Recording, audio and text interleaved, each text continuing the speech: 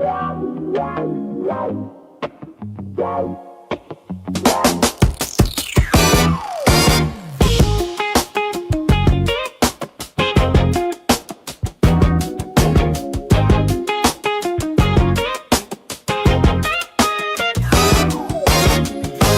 having trouble trying to sleep. I'm counting sheep but running out of. As time ticks by, still I try. No restful cross stops in my mind. On my own, here we go.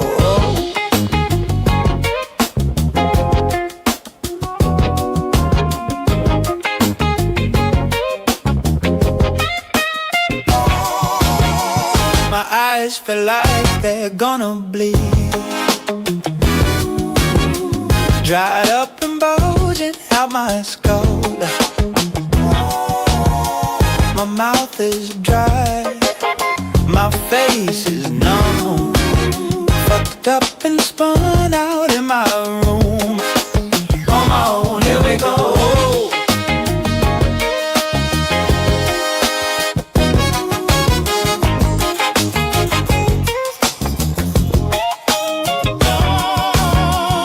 My mind is set on no driver. The clock is laughing in my face, and a crooked spine. My senses dull, past the point you feel delirium. On my own, here we go.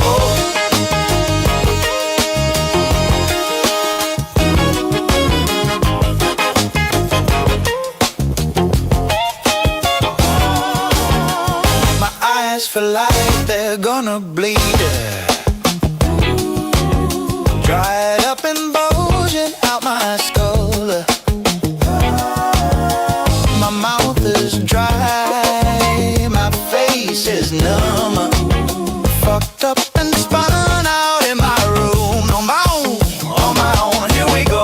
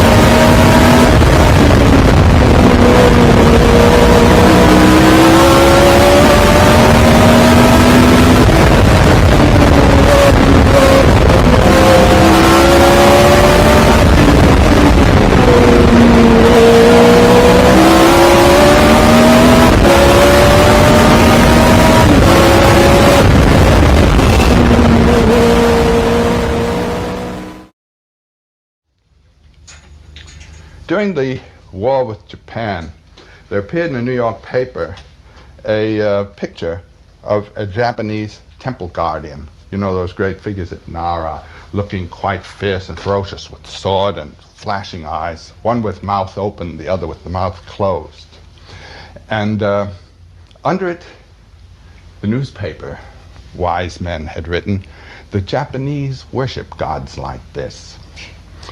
Well, I knew enough to know that those gods were the guardians at the gate, and that the whole aim of the religion was, and the whole invitation was, walk through the gate, and there you will find the tree of immortal life, with the beautiful Buddha representing the mystery of the tree, teaching the mystery of the tree with his right hand up saying, "Don't be afraid." Here. All right. So again, Campbell says what I said earlier, and what we talked about in Buddhism is that you must walk past the guardians at the gate. Do not fear. Walk past the guardians at the gate. And then you will realize enlightenment. In other words, it's your own fears. It's your own desires. In other words, it's your own ideas about yourself and your own conclusions that keep you from paradise, that keep you from the oneness that you quote unquote seek. Do you see? That's why you can't find it, because it's you. You carry it. The garden is you. It's in you. In other words, you're the garden. And it's simply a matter in this great awakening of people awakening to that they are the garden of gnosis, that they are the garden of love and compassion, that they are the wellspring, that each of us is that, because we are part and parcel and portion, and in fact, God, in one costume or another, because there's no separation. I'm talking about the essential identity. The God in the tree, the God in the clouds, the God in the planet, the God in the dog is the same as the one that's in you. These are all the same. It's just all of us are wearing different costumes. Even other humans, there's no other human that looks just like you. Authentic human that looks just like you. Okay? It's because these are the imaginations of God. That's what every individual is. And that's why no two are the same. Just like no painting or no painter paints two of the same paintings. Even if they try, they can't. See, these are all expressions of the same thing. Invitation was, walk through the gate, and there you will find... And don't you notice how much in the West they try to keep you afraid? Submit, man. Get prostrate. You're a sinner. You're separate from God. You need forgiveness, man. Do you see there's a negative connotation that goes with it? There's a negative connotation that goes with identifying as a sinner. You can't escape it, even if you're saved. There's a negative connotation that goes with it. It's inescapable, and it's designed to be inescapable so that you never leave it. Becomes an addiction and a codependent. Immortal life, with the beautiful Buddha representing the mystery of the tree, teaching the mystery of the tree with his right hand up saying, "Don't be afraid."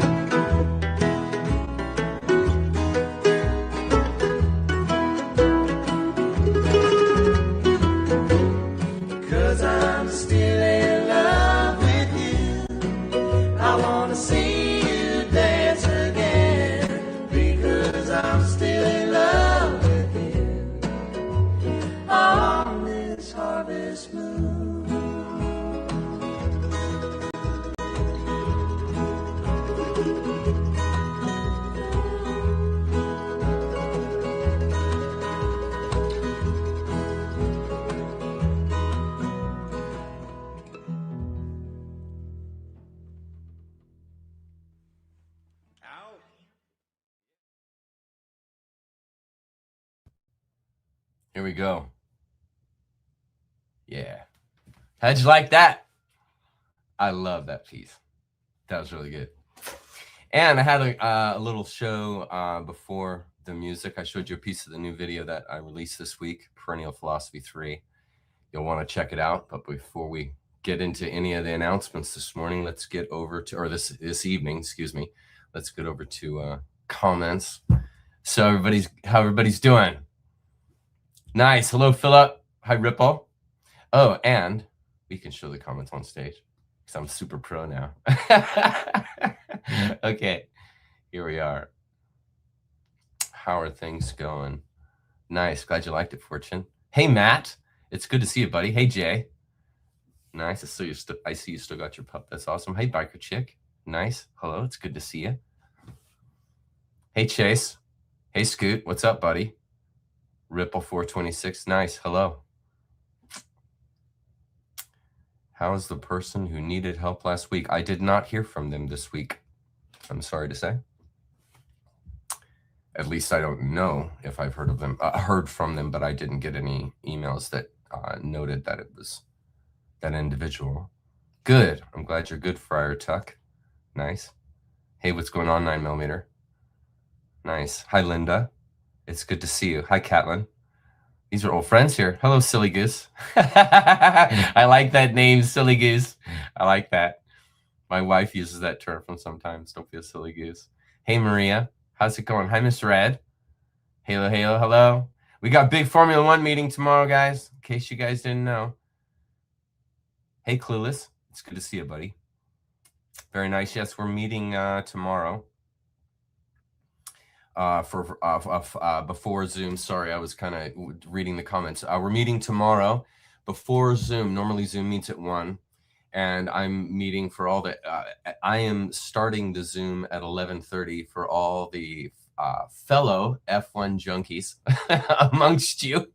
And would love to have a conversation with you. I got a whole bunch of pictures of some aerodynamic upgrades, and we can talk shop. I would love to talk shop with you. So if you guys want to talk F1, or if anyone wants to talk F1, that's a Nature Creature member, you can come to Zoom tomorrow. I'll be there starting at 11:30 my time. So that means Seattle time, Seattle Pacific time zone. And would love to see you. Would love to see you. It'd be a lot of fun. I got a lot of stuff to bring to the table. We got a lot to cover tonight too. Okay. Hey, Shan, what's going on? Great. Hi, Aaron Jane. Michael, nice to see you. Took the fatty advice. You're welcome. Good for you. Very smart of you. Hello, Christopher. Very nice. Hello. Good to see you. Mythological Muse. Always a joy to see you, love. Okay. Let's get to some announcements. How about that? So look at me. I'm getting so pro at this now. Okay. So to recap the opening slides. Oh, this is the perfect opportunity to show this. So High Verbal just had an all caps thing here. Now this is one of the announcements on here. This is the second point in the announcements. So what we're going to be doing is I've got actually Shan and Stacy in the house tonight with me here at the helm. They're actually in the studio and they are collecting. Here's the good news. They are collecting everyone that asks me questions and comments tonight that are all caps like this. And then they will privately send me all of those, all the ones that are in caps and questions for me. And then I will go in after the lecture and I will go in one by one and answer those questions. And the hope is that no question won't be answered. And if there's too many questions, if there's just too many, too much stuff, too many questions to answer everything, then what we'll end up doing is a super chat next week or the week after. So if the questions are contained, meaning if I can get through all the questions, then all good. We'll do that every week. But when I start to not be able to, or when I can't get to all the questions, we're going to go to super chat. And then that way, folks that really, really want their question answered can get it answered with a super chat, which is just like it's like a $5 donation. And so that's how we're going to start handling questions. So starting tonight, so that nobody gets left behind, we're going to collect the questions, my mod team, Shan and Stacy, will post those questions to me privately, and then I'll post the questions and answer them. Okay? That way, nobody gets missed, hopefully, and I'll get to all the questions. So what's your question here? I have a role. So Chuck, when I first jumped into this world, I think I remember announcing, I'm not here to obey, but to serve others and chew bubblegum, and I'm all out of bubblegum. Did you do that? No, I haven't run out of bubblegum. But I've always had an odd sense of things. I've always had this sense that I took things differently. And I'll get more into that during the Shindig. But I've always had a sense since I was very young that the world looked different to me than it did to the people around me. I experienced that as I grew up with my friendships and how those relationships developed and where my life was at the same time that my high school buddies' lives, and where they were at mentally was very different than where I was at mentally. And that isn't a positive or negative thing. It's to emphasize that the same alienation that I sensed since I was a little tiny boy going to church, that I just didn't see the world the way most people do. I think most of the time, it's not uncommon, and I think my experience in that has been the typical artist experience in the world. I think typically a person who's like a really hardcore artist and they really just don't understand the world through numbers and through the accounting systems, but see the world and understand it through like this dreamlike state. I think that most artists are like that, and that really is why they can bring the big nugget. That's why the artist, the one that really taps into that art, can bring that giant nugget to the world. And these are the ones that change the world. The ones that just basically never aligned. Alan Watts was just like that. He talked about that in how when he was very little, he was already questioning his folks. I wasn't this early as Alan was, but Alan was questioning his folks as a young boy, really serious questions about religion and Christianity and psychology. And his father, Alan's father, was actually quite a philosopher. And so that really advantaged Alan because he had a dad who was really a philosopher and a thinking kind of guy. And this really helped foster that I didn't come here to obey attitude that Alan emulated in his life. So anyway, good stuff. All good stuff. Let's get back to announcements. I just told you the new directions for questions. I never reiterated the beginning slides. So if we go to the beginning slides, this here was something I found this week. This is from the Substack of Dr. Heather Lynn. And what she talked about in this Substack here, let me get to a better picture of it here. Yeah, there you can see. And so what this is it's a study that she did that talks about demon possession.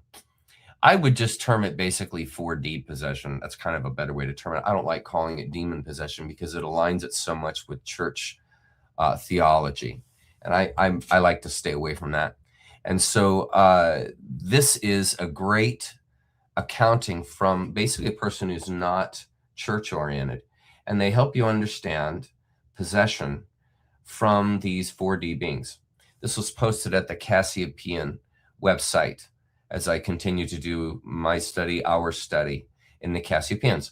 And so at the beginning of this video, I showed excerpts from that article. There's the address right there on the bottom right. If you want to go read it, it's worth your read. It'll take you about 5 minutes to read it. It's worth your read, and it helps you understand a little bit better this 4D world that we're all kind of learning about and getting used to talking about. And so that I found that and I posted that in an effort to help you guys become more fluid with that whole world. Okay. Next, website membership is for support, not just access. Donations are welcome and needed. Thank you. Yes, please. If you feel led, please donate to this effort. My work, now that I have a website and I have all kinds of things that hang on that website, like posting videos, chat rooms, background memory requirements, are all fees and charges that I've now taken on by having the website to make my stuff more organized and available to you. So I would appreciate if you feel led to please donate to me, to this effort, to those who are involved in the nature creature movement. I would really appreciate it. I live off of y'all's support, believe it or not. A true story. Okay, new long sleeve t-shirts are coming this week. So I have designed, I was requested by a gentleman to have long sleeve tees. And the reason why I haven't had long sleeve t-shirts is because they didn't come in 100% organic. They didn't offer that at Printify. And so I haven't offered them, but they have a 100% organic, no polyester version. That's just basically cotton. It's just not organic. And so after about the 5th or 6th time I had somebody write me and ask for long sleeve, I know I'm going to have them. So that's going to be available, as well as the embroidery. I've had a number of folks that want to order the embroidery, the embroidered work that was available early on when I was starting my lives. We're going to be bringing that also to my website, and we'll be offering the embroidery. The original embroidery that I had, that had the "we didn't come into this world, we came out of it," at the bottom of the embroidery is not going to be available anymore. Those have become collector's items. The new one will become my website location at the bottom. But for those that ordered, I think it was about 16 to 18 of you that ordered those original embroidery pullovers. You got a collector's item, and those will never be available again to anyone. So I encourage everyone to pick up my merch, because it's not going to be available forever, and now's your chance. Okay, so now you know. Okay, the Shindig update. So in case you missed it last week, we are meeting on July the 18th up here in the Pacific Northwest. We are, this is the schedule here. Let me show you the schedule here. Here's the schedule. Here's the schedule. Why is that not showing? Here, add stage. Here's the schedule. I have good news, everybody. Found out this week from the place that we're going to be meeting at, which is a private residence, that 6 o'clock meeting at a private residence with the nature creature family. We have Wi-Fi. The site does have Wi-Fi. Here's a little better picture. The site does have Wi-Fi, and so I will be live broadcasting the testimony, my testimony that I'm going to offer on the 18th. It will be live on YouTube, and then after I broadcast it live, it's going to go private, and it will only be available to members. So if you're not a member, you can catch it live on YouTube on the 18th of July, and we're going to be starting anywhere from about 7:30 or so at that private residence. That's the address right there, 9753 Mount Baker Highway, Deming, Washington. That's actually exactly where we're going to be meeting. Here's a picture of it, and that's, I mean, you can see right there, that's right where I'm going to be. And so that's the plan. So it will be available to everyone live when it happens, and then it will go to members only after that if you want to see it. And then we're meeting that day also at noon at Artist Point, and then we are also meeting at 10 a.m. that morning at Wake and Bakery. And I posted last week the directions here. Here they are again, in case you missed them last week. But there's to Wake and Bake. This is directions to Mount Baker and Artist Point Trailhead where we're meeting. This is to directions to the testimony where I'll be offering my testimony that evening. And then here's the location we'll be meeting at. This is the little grocery store you can stop at if you need to get anything on your way. It's right there on Mount Baker Highway.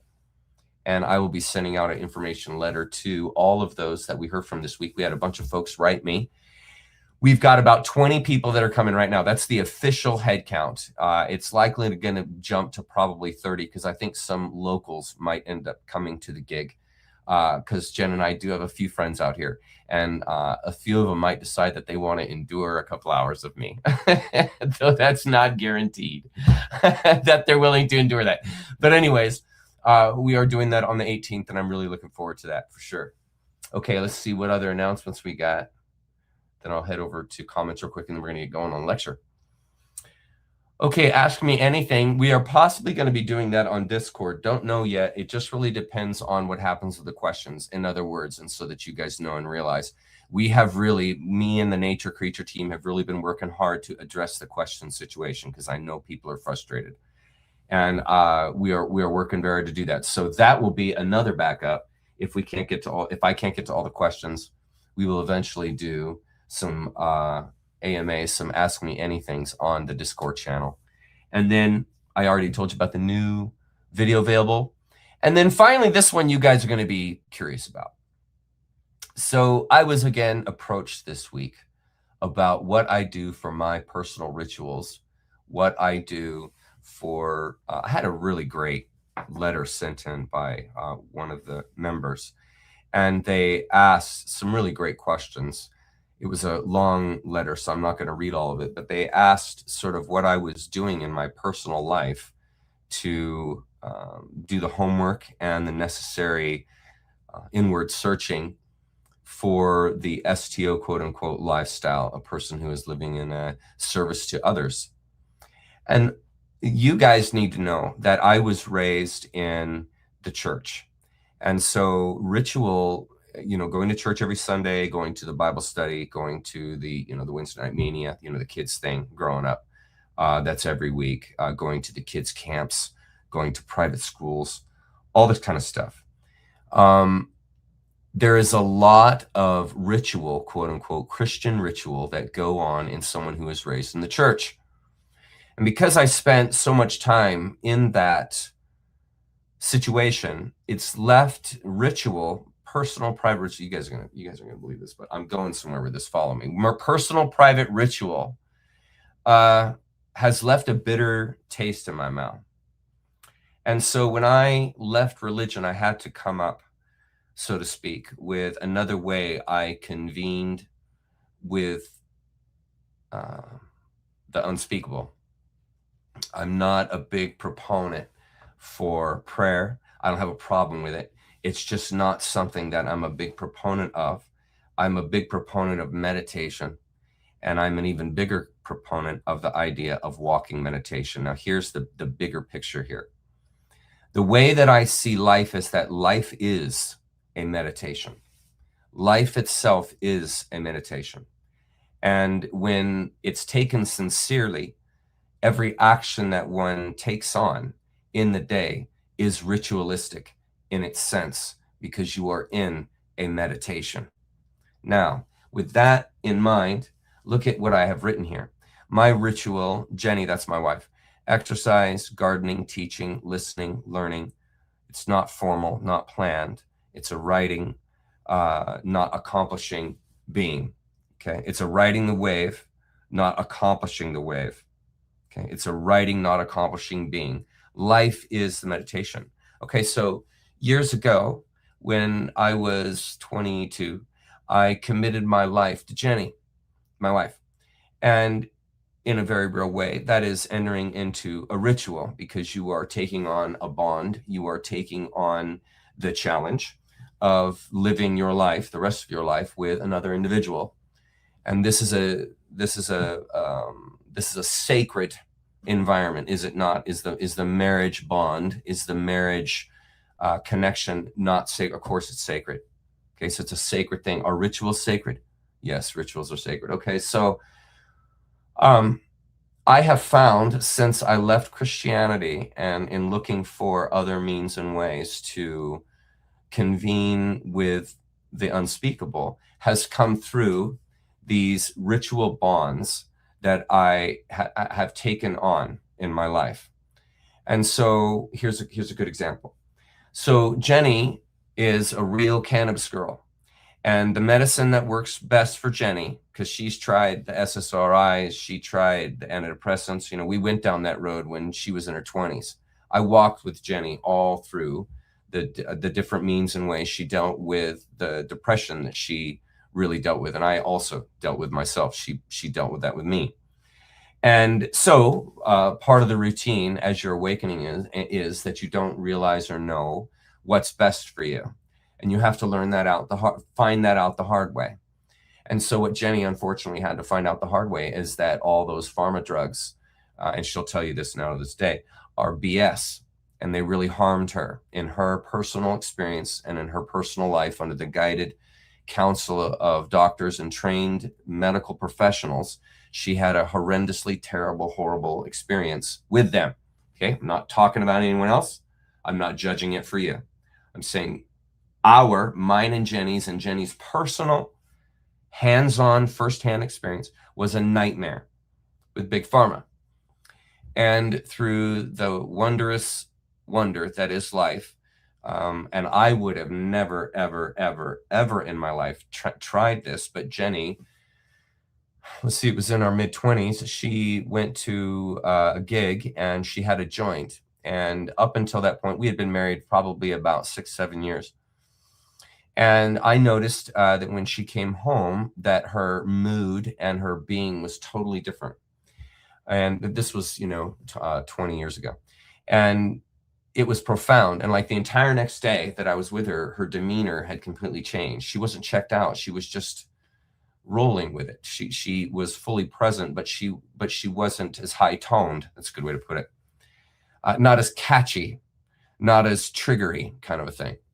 And anybody who's depressed, namely me or Jenny or someone that you know that oftentimes a person who's pretty depressed often has a lot of triggers. And I noticed that it helped calm things that would normally trigger her. Okay, that began about a 3-year journey on my part, because I noticed that happened with her and I was like, WTF, what's going on with Jen? Because she's a totally different person.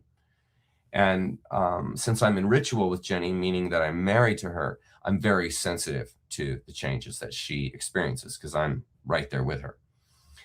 And the changes were so positive that I read a book. What was it called? It was called The Healing Benefits of Cannabis by Joan Bellow. I know I have tortured that title, but the name of the book, the author of the book was Joan Bellow.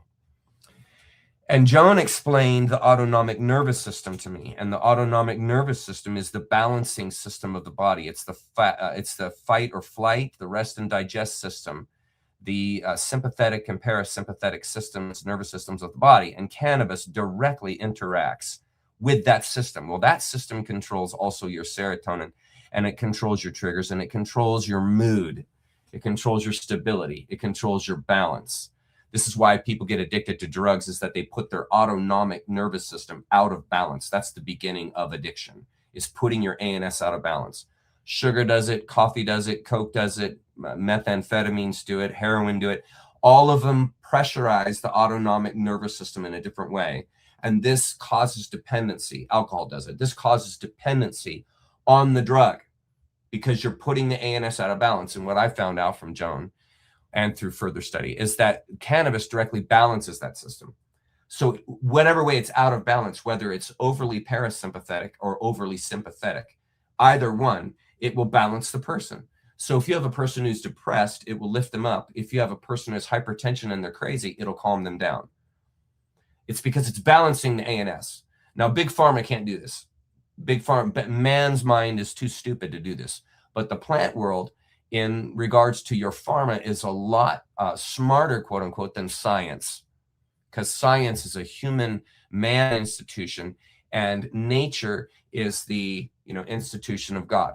And so it's pretty much more advanced than anything that a scientist would come up in a lab. And so cannabis, just the way that it is on the plant, if it's ingested, then there are different ways to ingest it, was very effective for Jenny in her dealings with depression, motivation, triggering, these kind of things. And over a process of about 10 years, I finally figured out and was able to be in a location where I could provide to her the exact dosage and medicine that she needs to best thrive in the world. And it was my studying her and watching her behavior and being close to her and this kind of thing, that over years of working with different amounts of this amazing plant called cannabis, I was able to basically stabilize Jenny. Not in the sense of me, but in the sense of providing or provisioning the characteristics of nature in a way that was appropriate for my wife. And that's what basically a shaman does. A shaman knows how to integrate the characteristics and powers and efforts of nature and integrate that into the human life that is cohesive and conducive to the betterment of their life and of their health. Okay. And so in this ritual with Jenny, as a part of this marriage, every single day, I make the proper dosing. I make the joints that she needs, and I provide to her What was that? Okay, something just jumped in. Hang on, sorry. Sorry.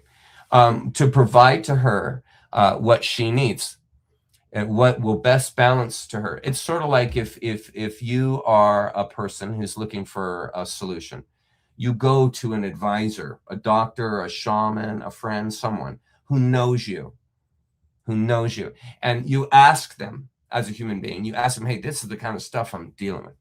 Do you have any ideas? Do you have any thoughts?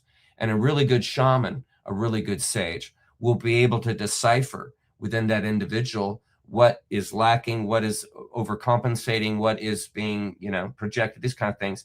And then they can look to the plant world and they can find the harmonizing notes or frequencies that will bring that person into balance.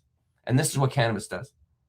Okay. And so it balances the ANS. So I found through my own study and my own hard work how cannabis actually works. And it actually works through balancing the human body. And so part of my ritual, to get back to it here, part of my ritual is Jenny. This is how I convene with the Almighty. I'm also in sexual relationship with my wife. And so that's also means that I convene with the Almighty. My wife is a bridge to that. She's a living ritual to that. You get it?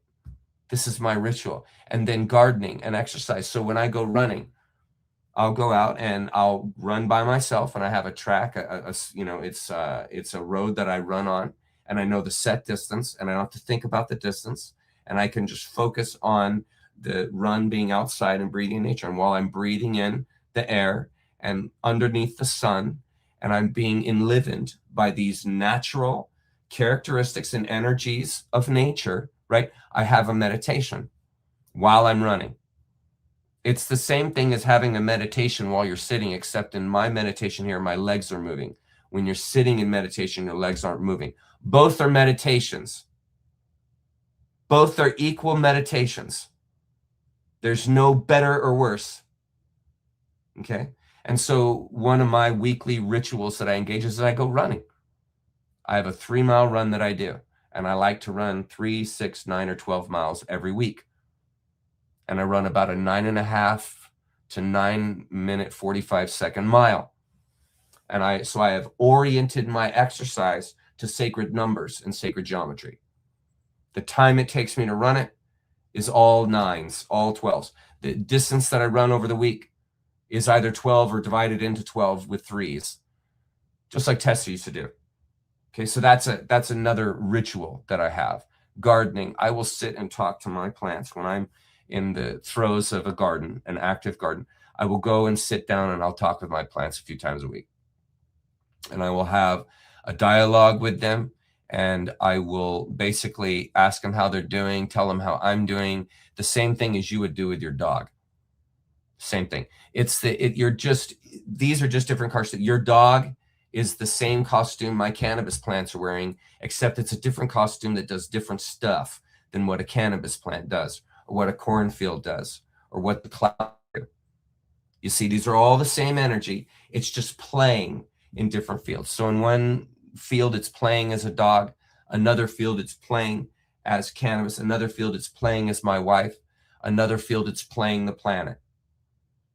Okay, these are all sacred, and they are all part and parcel of the ritual that is life.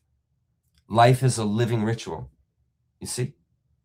And then listening and learning and teaching. Now, this is what I read this week in the Cassiopaean literature, is that the Cassiopaean said that the individual, the teacher, is always a student at the same time they're a teacher. And the teacher is teaching what they are learning in the same way the student is integrating what the teacher is teaching. And the teacher never stops learning.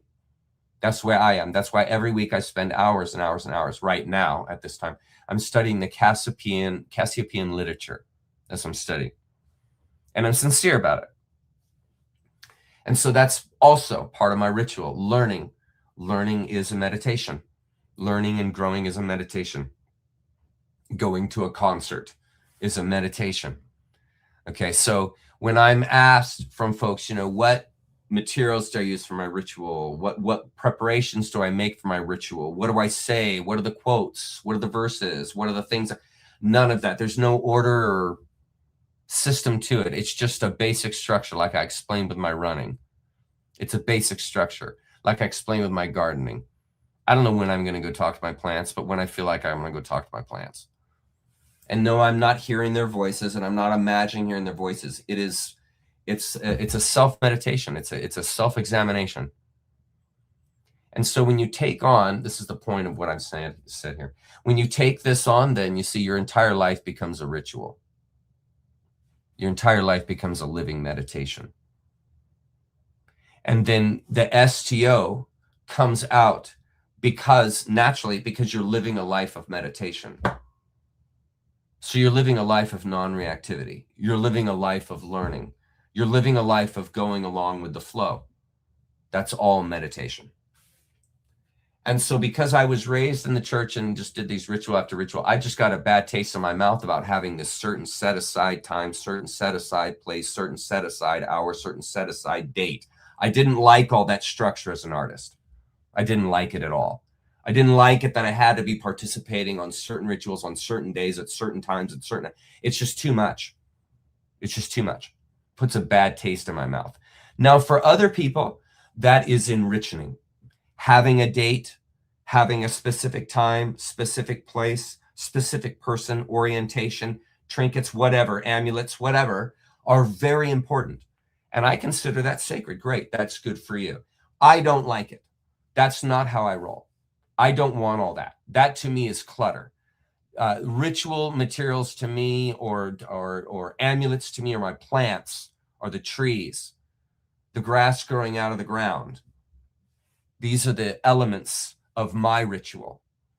And so I won't, and I don't go out and have all this stuff that I prepare and do like an alchemist would. I don't do that.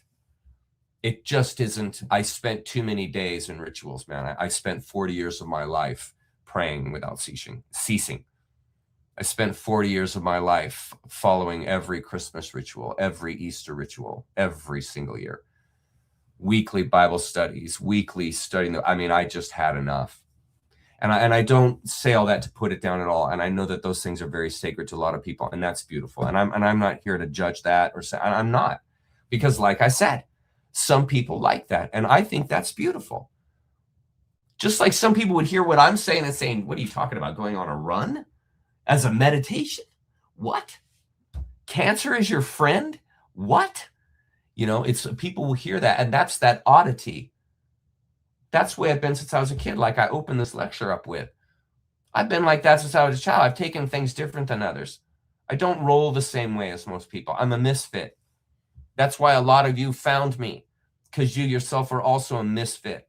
You just don't fit into the style, the way, the duty that was handed to you by the authorities. You just don't. It doesn't resonate with you. Disobedience is just unnatural for you. You don't even have to try to be disobedient. It just is natural to you. And so I had the hard, difficult question of how do I integrate an attitude like that? How do I integrate a disobedient attitude like that is very much anti-authority?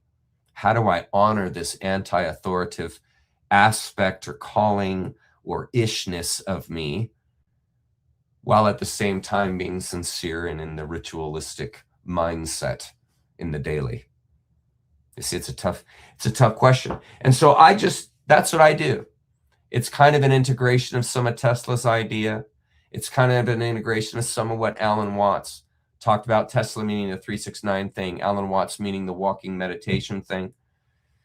It's kind of the Joseph Campbell thing where everything is God. And so in everything is God, everything is sacred. This is how you come into this STO idea. When everything in the world, everything becomes sacred, not for a reason, but for simply being what it is. Everything is sacred because everything is animated by the unspeakable. And so therefore it is sacred. It's like the two orphan children. They're just as sacred. One is just as sacred as the other. It doesn't matter that one knows their parents and one doesn't. That doesn't matter. They're both sacred. And when you live your life with that in mind, that everything is sacred. That is how you tease the STO out. That's how you crystallize. Your entire life becomes a living meditation. Your entire existence and everything you do is a meditation. But not because you're trying, but because you freely engage, because it brings you to that space of epiphany. And when I make Jenny's medicine every day, it brings me to that space of epiphany. When I make her breakfast in the morning, it brings me to that space of epiphany. Not in the sense of, oh my God, oh my God, oh my God, oh my God. Not like that. But in the sense of epiphany of like, I'm very happy to do this for her. I love her. I love making her good food that she likes to eat, that makes her feel great, that gives her encouragement for the day. On and on it goes. The selfless existence. And that's not because I'm trying and waking up in the morning saying, okay, I'm going to be selfless today and I'm going to go help my wife. No. No. That's inauthentic. That's stolen valor. And so the point is that when I say walking and living in a meditation, that means just in your daily, right there. Not accomplishing, being. Life is the meditation, not planned, just riding the wave, not formal. And that's what's worked for me. That's why it's hard to explain. That's why it's hard for a lot of folks to understand. That's why. Because it's not as simple as follow these steps. Go and do this on this day. Go and do this at this time. Use these particular crystals. Use these particular plant essential oils. Apply them to these areas of your body. You see, there's merit in that. I hear you. It's not what rings for me. Make sense? Shall we go to questions and comments, or I'll tell you what? Let's do the sneaky. Let's go to banners and we've got some questions. So right now it's looking like I've got probably about 10 questions. Let's see. Okay. Do you fear anything? This is from Chuck Student. Do you fear anything after conquering cancer? No. Life just becomes an adventure. You're not trying to live. You're just being. Cancer teaches you the intangibles. The intangibles are outside of words, but you still have to realize them. And so cancer is the friend that's the one that tells you the hard truth, the one that gives you the honest answer. Cancer doesn't ever F with you. It tells you right on the front end it's going to kill you. It tells you right on the front end of the deal, I'm going to kill you. You let me get away. I'm going to kill you. And it doesn't have any regrets. It's like a wolf. There's no regrets there. There's no moral there. It is your food and you're next. And you can learn a lot from someone like that. You can learn a lot from a disease like that. And so it's not that you have this sense of like, how can I put it? You just don't have the feeling or worry of dying. For me, I just don't care. It's like I'm just going to live in the day, be all in the now, not make stupid decisions. I'm not going to go drive in a car 200 miles an hour in a residential area and I don't fear death. It's not like that. That's a perverting of that idea. So it's more just like you're willing to let more and more go from your life because cancer removes, follow this, cancer removes the sanctity of things in the sense of hierarchy. Cancer equates. It makes everything of the same level of sanctity. That's why a person who's really been broken will go and look at a tree long enough, they'll start crying. They'll look in a baby's eyes, they'll just start crying, even if it's not their baby or a family baby, because they see the essence, the profundity in all things without trying. And that's the intangible side. Nature or cancer teaches you how to understand the intangibles without ever saying one word. Good? Okay. Hide. Next question. Hi, Jay. Chuck, why do you think artists, creatives seem to be able to wake up so quick? As a guitarist, I can relate. All my life, I've felt different from everyone around me. Yeah, dude. And I can relate to that. And I think it's because artists are born a real true hardcore right brainer, you know, like you're down the road and not apologizing. I think those people kind of are like that from the start. They didn't become like that. They just didn't know how to be any other way but like that. And because you're so naturally inclined as an artist to not follow the rules, to not stay within the bounds, it's just a natural for you. You don't have to try to color outside the lines. You want to. Everything is blurry. Nothing is clean cut. Everything is gray, different shades of gray. And there's a lot of people, like my dad isn't like that. My dad is an artist, but he's not super hardcore. He's pretty analytical. And so, you know, my dad is going to have a hard time leaving that structure than a person who is naturally inclined to be like, I don't want any structure at all. I don't need any structure to be okay.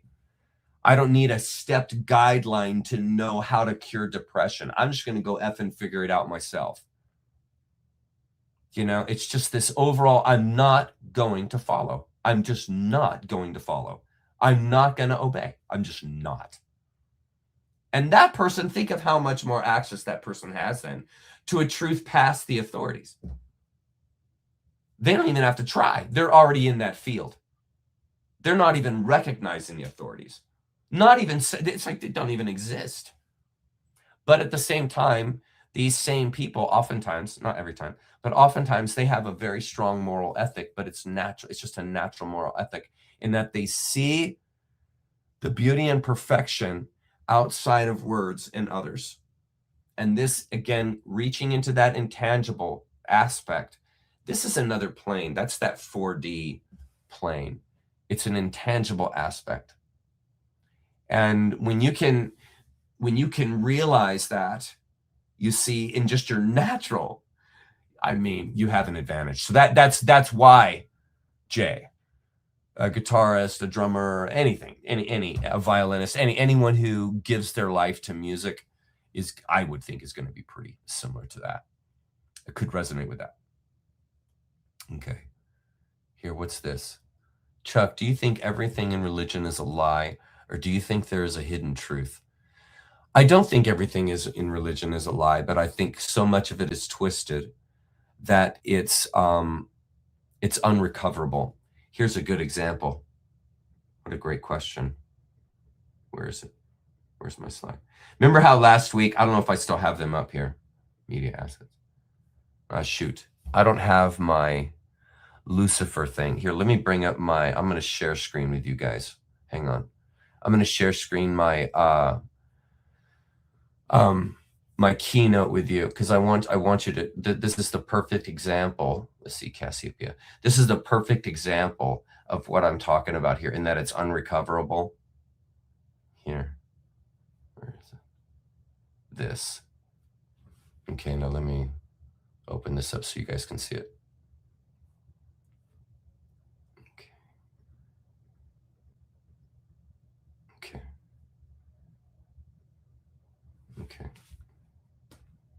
There. Okay, now back to where we were here. Okay, so when it comes to religion, I'm going to now share. How do I share? Where's my share? Share screen here. Share screen, share screen.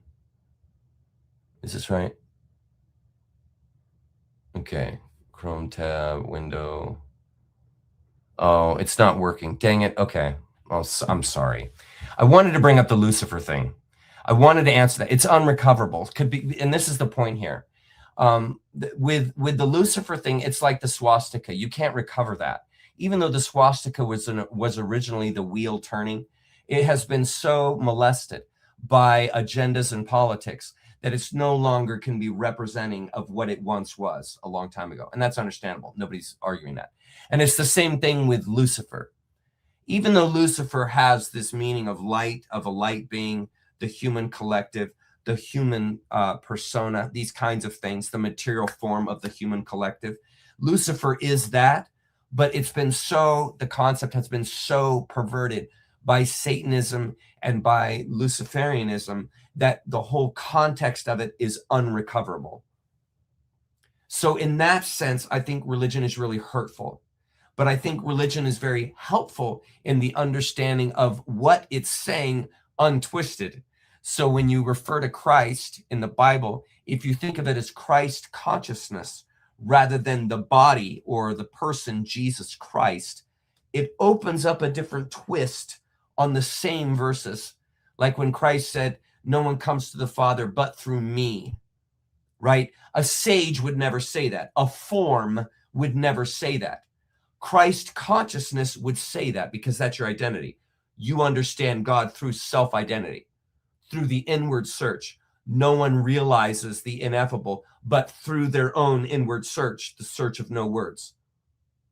Okay, so that's Christ consciousness. And that does, through Christ consciousness, your identity, through Lucifer, your identity, through the animating principle that is in you, the tree, the cell, the bear, whatever. Yes, it is through that you absolutely can realize the ineffable. Absolutely. But when Christ consciousness is a form, when it's twisted into a form so that it's a person in history, a sage claiming this, it's the opposite statement. Do you follow? This is called discernment. It's the opposite statement. Because when a form says the only way to God is through me, the form is saying you got to go through me. This form, meaning Jesus in this case, or Allah in the case of Islam, meaning you can't access the Almighty without going through the form, the name, reciting the correct words, believing the correct dogma. Do you see? And that is a twisting of the truth to its being out of truth. And this is where it's unrecoverable in many ways, because there are some people that cannot separate the idea of Jesus Christ with Christ consciousness. They can't make that change like my dad. He could never see that differentiation. He could never see Lucifer as the human collective. Dad would see Lucifer as Leviathan, as Satan incarnate. That's how my dad would see Lucifer. It's, in other words, it's a lost cause. And in this way, religion is a lie. In this way, religion is very bad for you. It takes discernment. Should we go to the lecture?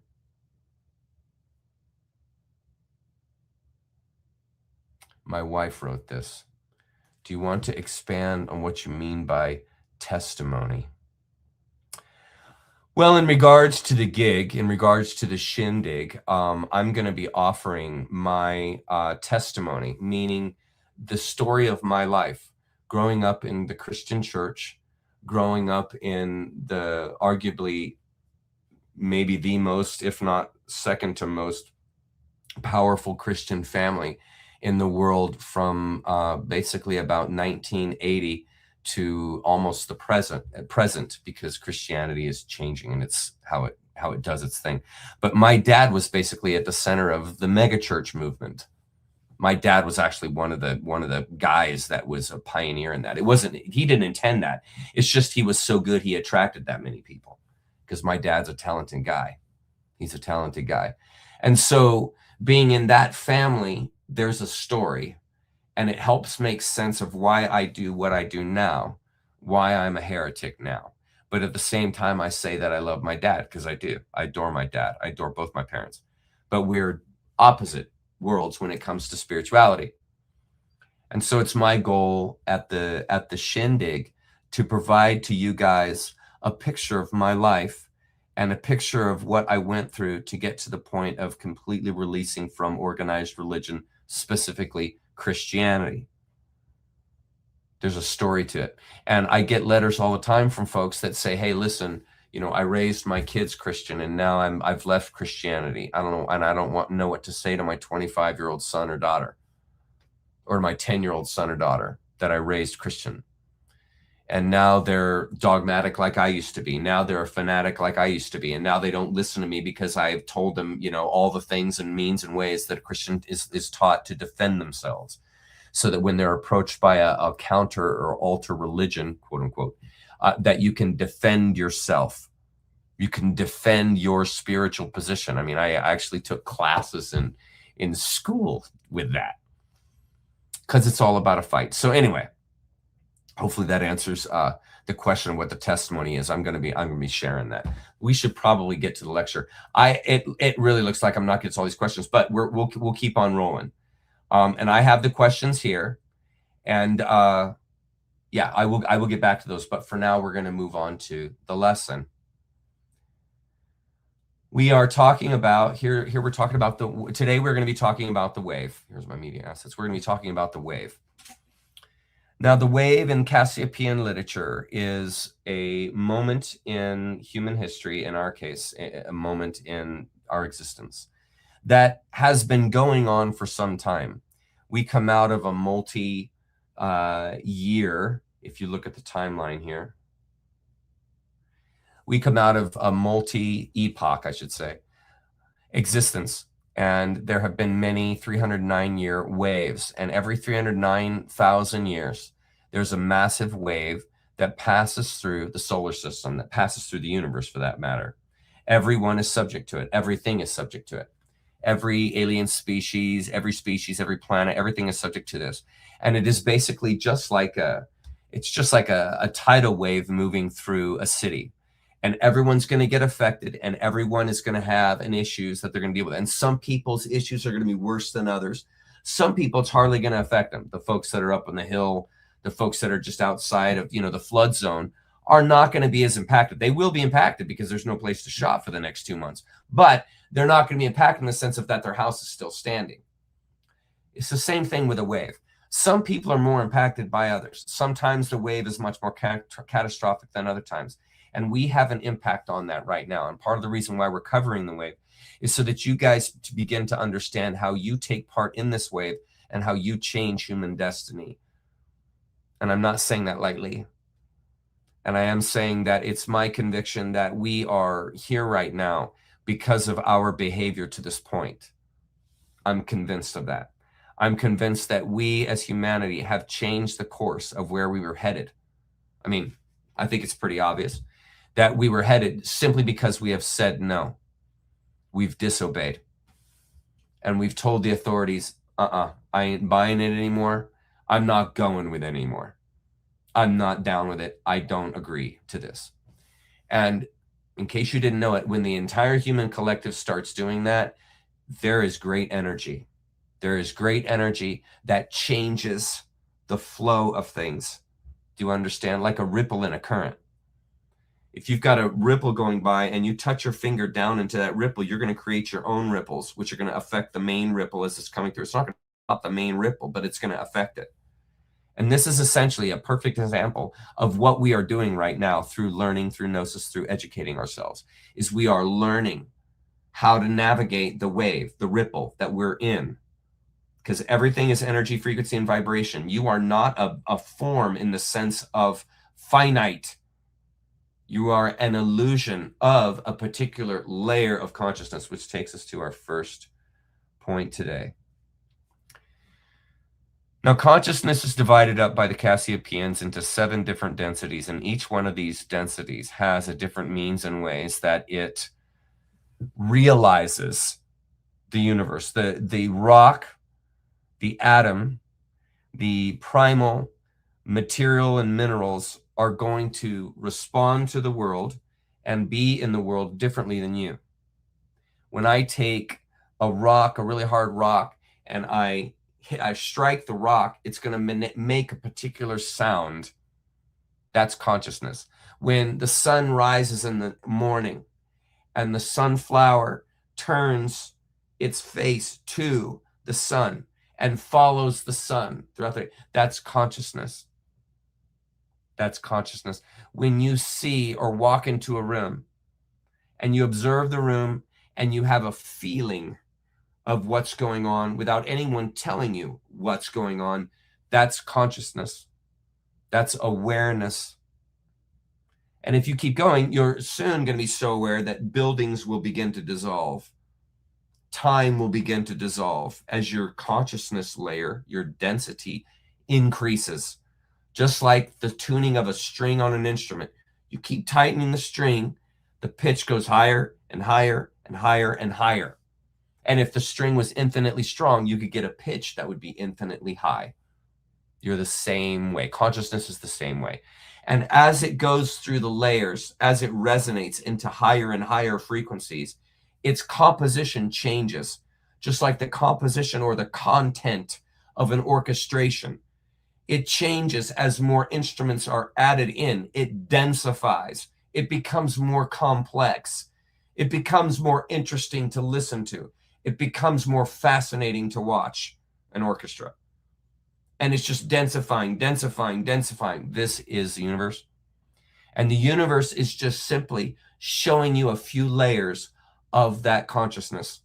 All of the universe is a form of consciousness. And depending on your resonant frequency, the being that you are, the frequency that you resonate, determines the experience you have, determines the layer you're in, determines the wherewithal you know. And virtually all this happens with you as a bystander. Do you understand? You were born into this 3D thing, right? You're a bystander. You came into this thing. Bystander in the sense of learning. You came here to learn. That's why you're here. You didn't come here to obey. You came here to learn. So part of existence in a 3D body is you forget everything when you come into existence so that you can learn through experience. Because if you know everything, then you already know what's coming out of that experience. You see, but by having that authentic experience yourself, it's unique to you. And no one can know that but you.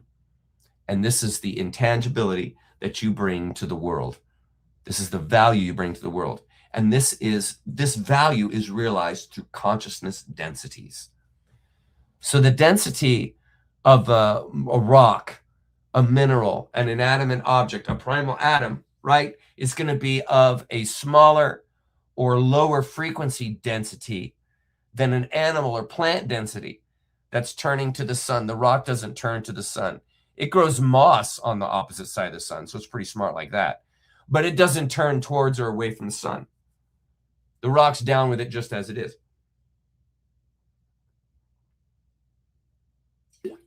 Okay.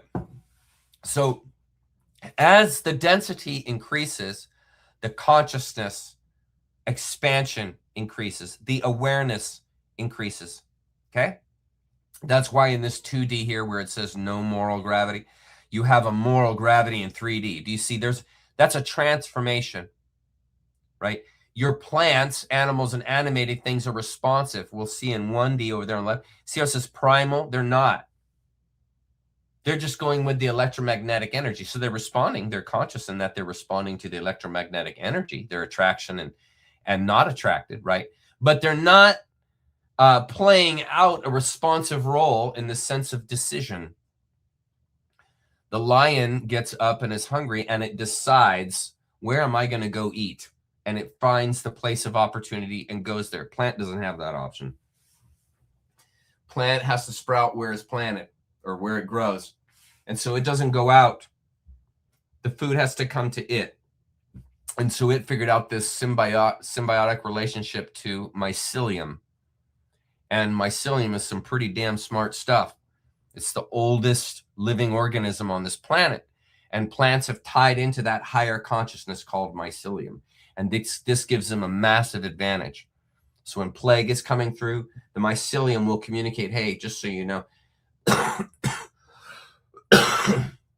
the first row of plants in the crop is getting sick. These are the antibodies you're going to need to fight off the disease. That comes out of the mycelium. The mycelium and the plant are in a symbiotic relationship like a clownfish and a sea anemone. And so this is, again, the two consciousnesses together build into a higher complexity, a greater consciousness, a greater awareness, and both thrive and grow. It's going to be like that with us in AI. It has really similar characteristics to us, but real big deficiencies compared to us, and us with them, vice versa. Okay. Because that's the case, because we're everything is moving to an STO, we're going to move into a symbiotic relationship with AI in the same way the clownfish went into a symbiotic relationship with a sea anemone that was going to eat it, meaning that the old days, the sea anemone was eating those clownfish. But after a while, the clownfish figured out, hey, if I bring a little bit of food to the sea anemone, it won't shock me as bad. And then I'm protected from the fish that it's going to shock because they're not bringing it food. And it took, I don't know, hundreds of thousands, millions of years for this symbiosis to manifest, but it eventually did because nature complexifies. And you are no different. Everything is just different patterns. And so what we're seeing is these different layers of consciousness here. That's just seeing and how they interact. And so there are 7 of these.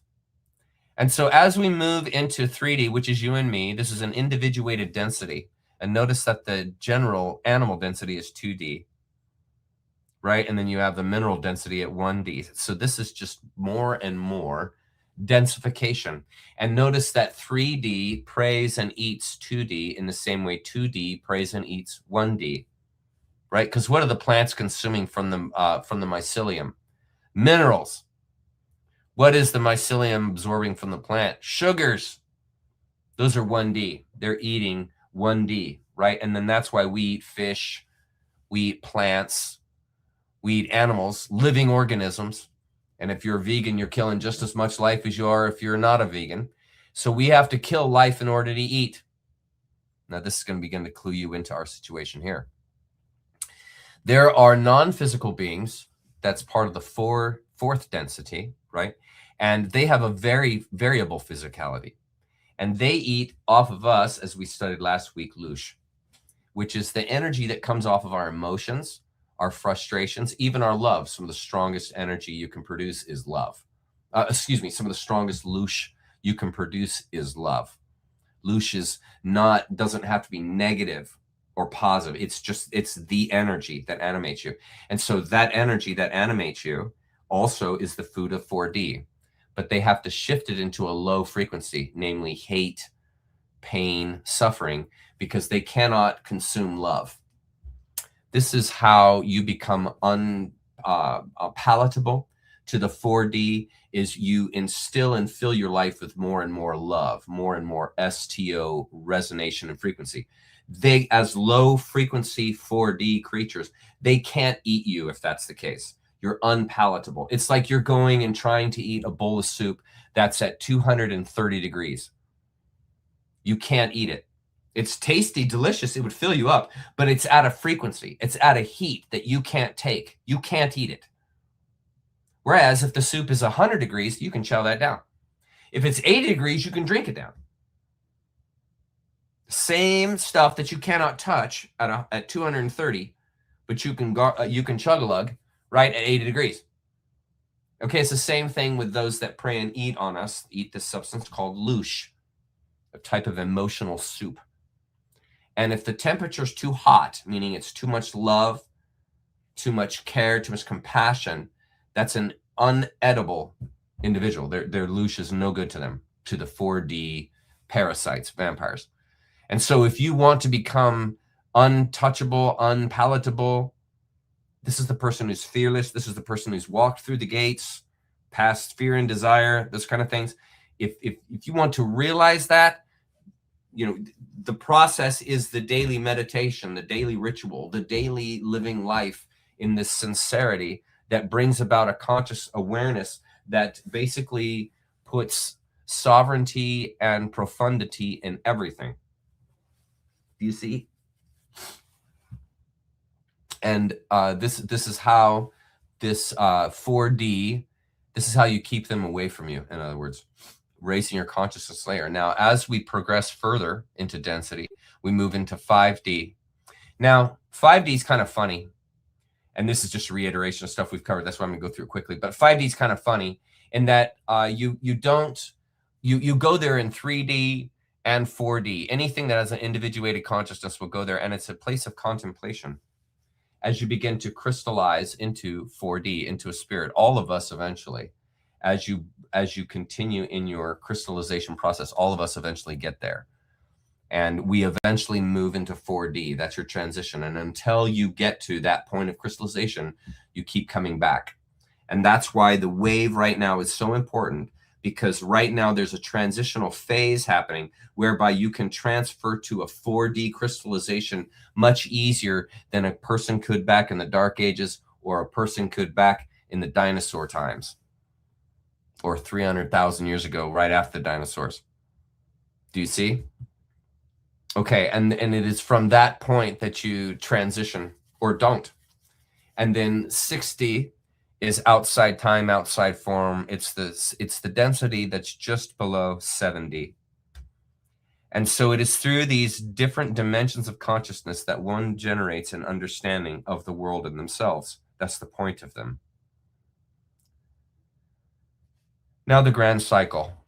Human history has never been a simple linear progression. It has been deliberately interrupted, redirected, and managed, and a managed enterprise. We're getting to some details you guys are going to appreciate.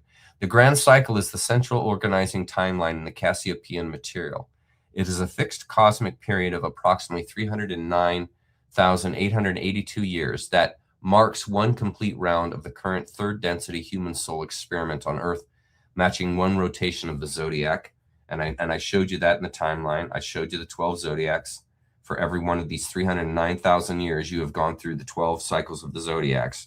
That's 25,000, about 25,750 years. Okay, this is the true hidden timeline of our civilization, not the official 6,000-year history or even the 200,000-year out of African narrative. Keep that in mind. 309,882 years ago, the following events occurred simultaneously.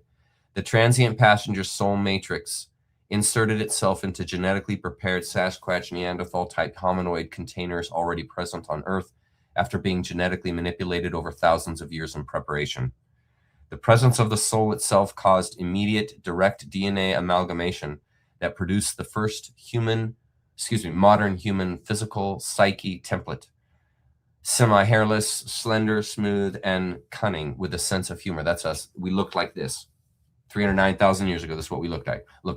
The 4D STS Orion Union Lizzies completed their takeover of the planet, installing the frequency fence, the reincarnation trap, and the optimized loose harvesting system at the beginning of this phase. This marked the beginning of the current third density STS-dominated control matrix, the fall described in many ancient traditions. That's the fall in Eden that the Bible talks about. That's also the fall of your mind into gnosis. This single event locked the Earth into its present role as a louch farm for the full duration of the cycle. And that's when this happened right here. See right where it says in the middle cataclysm, human form begins? And that's when Lemuria was shortly thereafter. And they put the lockdown on everything right at that point in time. Now the wave cycle is natural. It's part of the grand cycle, and it's understood imperfectly by the Maya. Their calendar pointed to 2012 as an approximate marker, which is actually quite incredible that they nailed it to the year that everything went fuzzy. It is not engineered by any single group. It is a cosmic law according to the seas. However, various 4D STS factions attempt to exploit it for maximum control or louch harvesting, while STO forces, including the Cassiopaeans themselves, provide information so that souls can make informed choices and change their own destiny. Laura Knight's synthesis emphasizes that the event is not apocalyptic doom. This is so critical here. She emphasizes that the event is not apocalyptic doom or guaranteed utopia. Remember how I said some people with the flood aren't as affected as others? Welcome to the Great Awakening. It is a realm border crossing that offers a rare window for graduation out of the third 3D prison farm system. But here's the key line, but only for those who have done the inner outer homework of polarity, crystallization, and awareness. That's the warning. The wave is the cosmic mechanism by which Earth and its inhabitants cross from third density fixed physicality to fourth density variable physicality, accompanied by cometary activity, passive energy influx, increased hyperdimensional interaction, and a sorting of souls according to their chosen orientation. It is neither purely destructive nor purely benevolent. It is the universe's way of advancing the hard lessons of existence. Isn't that a line there? It is the universe's way of advancing the hard lessons of existence. The Cassiopaeans' stated purpose in contacting Laura was to help people prepare for the ride of the wave, to ride it successfully. The wave is closely associated with, but not permanently linked to, a reoccurring cometary cluster. This will interest a lot of you. The cluster orbits the sun and returns roughly every 3,600 years. Does that sound familiar? Sound like Nibiru to you? Causing periodic great dyings. Does that sound like Nibiru? Mass extinctions. The Cassiopaeans identify it with the ancient Sumerian planet of the crossing, often mistranslated as Nibiru, perceived as a single body. Here's your key. Perceived as a single body, but actually is a dense cluster of comets. Now, have you noticed the increased comet activity going on at the sun of recent, as well as around the planet? As I said a couple of weeks ago, I think we have been affecting this cometary wave that comes through every 3,600 years.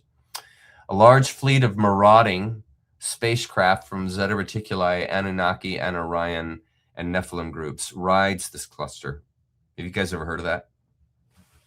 Rides this cluster. Is there a large fleet of spaceships riding a wave? The Cassiopaean was answered, yes. Are these craft riding a wave of some sort? Cassiopaean answer, yes. That was on the 30th of September, 1994 in the records.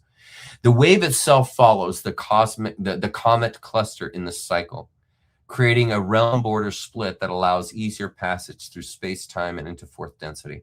Without the wave, the transition would be slower and more traumatic. Riding the wave mitigates some effects. That's a key line there. Riding the wave mitigates some effects while enabling the density shift. Earth last crossed a similar border 309,000 years ago when human spirit incarnated into a Sasquatch Neanderthal-like being. The current one was described in 1994 sessions as being about 18 years away, pointing to 2012. Here's the key. This is so good right here. I've been so excited to present this part to you guys for weeks now. The current one, meaning the current cycle, was described in the 1994 Cassiopaean sessions as being about 18 years away, pointing to 2012. But the C's repeatedly stress that the exact timing is probabilistic due to free will and variable future realities. And there's that word, free will, or two words.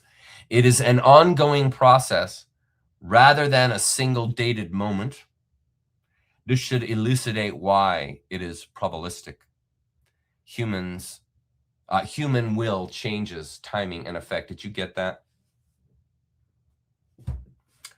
I am guessing that all of those looking glass participants and all those people that were at the Monroe Institute that were trying to figure out what was going on with Earth history past 2012, and they came upon a fog, as I said before, I think that fog is human free will.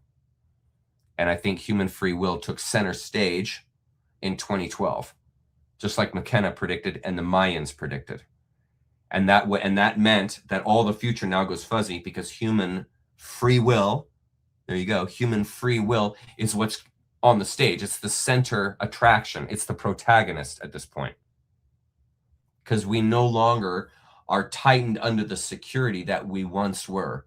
People are waking up. And you can't maintain the farm, you can't maintain the earth the way that it has been if the cattle awaken. They escape the bounds. What happens to the cow farmer in Nebraska when his 100,000 cow find a breach and they all run all night in every single direction in every possible way? Do you know how hard it's going to be for that rancher to get all those cattle? He's not going to get all of them back. What do you think it's like with the human soul? I mean, they've been controlling our reincarnation. That's bodies leaving the earth, but they're all put into tractor beams and brought back to the trap, the white light trap. Okay, and so as humanity awakens, they find out about this stuff and they vote no. That's free will, and nature honors that. You have the ability to have your free will. That's why we are breaking out. Our consciousness has expanded so far that it has availed or opportuned us the moment to transcend. And this 3 to 4D wave crossing is our basically huckleberry. It's our huckleberry, because it's our moment to take this high consciousness that we've been generating and make the crystallization transfer. And we basically shift the planets. We're the smart bomb. We shift the planet from STS to STO. Okay. And so by knowing this, we change the effect of that cometary cluster. The wave harvest and soul implications. Souls have sufficiently crystallized their polarity, service to others or service to self, can generate to fourth density. Those who have not made a clear choice repeat third density lessons in another Earth-like planet for likely another 300,000 years, which would be tragic. The STS control system, louch farm, frequency web, reincarnation trap, is severely disrupted or ends for those who graduate. That's us right now. And awareness and knowledge protects, allows the individual to ride the wave rather than be overwhelmed by its physical or psychological effect. And when I say knowledge protects, I'm not talking about the knowledge that you read in a book. I'm talking the knowledge that you personally experience. That is your saving grace. That is your liberation. Your misdeeds are your liberation, because they teach you the greatest lessons. And it is the greatest lessons that will bring about transcendence. So in this way, in this sense, then, it is through your mistakes that you transcend. How about them apples? Do you see? It's nutty like that. It's nutty like that. And it is through these antithetical principles, these dynamisms, that a higher realization, a deeper sense is experienced. Do you see? And the wave is a catalyst to this end. Now, looking at the great wave cycle here, what I have done is I have taken these different brain waves, and just to help extrapolate what I'm trying to explain here, I took a couple of those brainwave charts. These are just examples, animations. And what they show is that every once in a while, you start to get a alignment between the two cycles. And so you have a fourth, faster frequency right there compared next to the third density. And notice that in this example here, and again, this is just an example, they start resonating closer and closer together at that point of emphasis, which is where the two waves cross or are attached right there on the far right in the bottom. And to give you an idea how much time has passed for these cycles to transfer, is each one is going through 12 processional zodiac cycles, to give you an idea how long this is. And we right now, according to Cassiopaeans, are at the end of a 309,000 year cycle. And so what we have in looking at the time wave here, right at the top, the transient passenger infusion, and in session 23, October 1994, through session 15 through April 2000, the wave, chapter 68, As Above, So Below, volume 1, The Secret History of the World. This is when the transient passenger infusion is described. I listed those dates so you guys could look them up if you wanted. The Semitic infusion, right there in August of 2001. And then the Campbell infusion, which notice the 3 Ks. This was the Aryan race that was put into the DNA bloodline gene pool, basically, of human beings. Okay, that happened during this human epoch right now.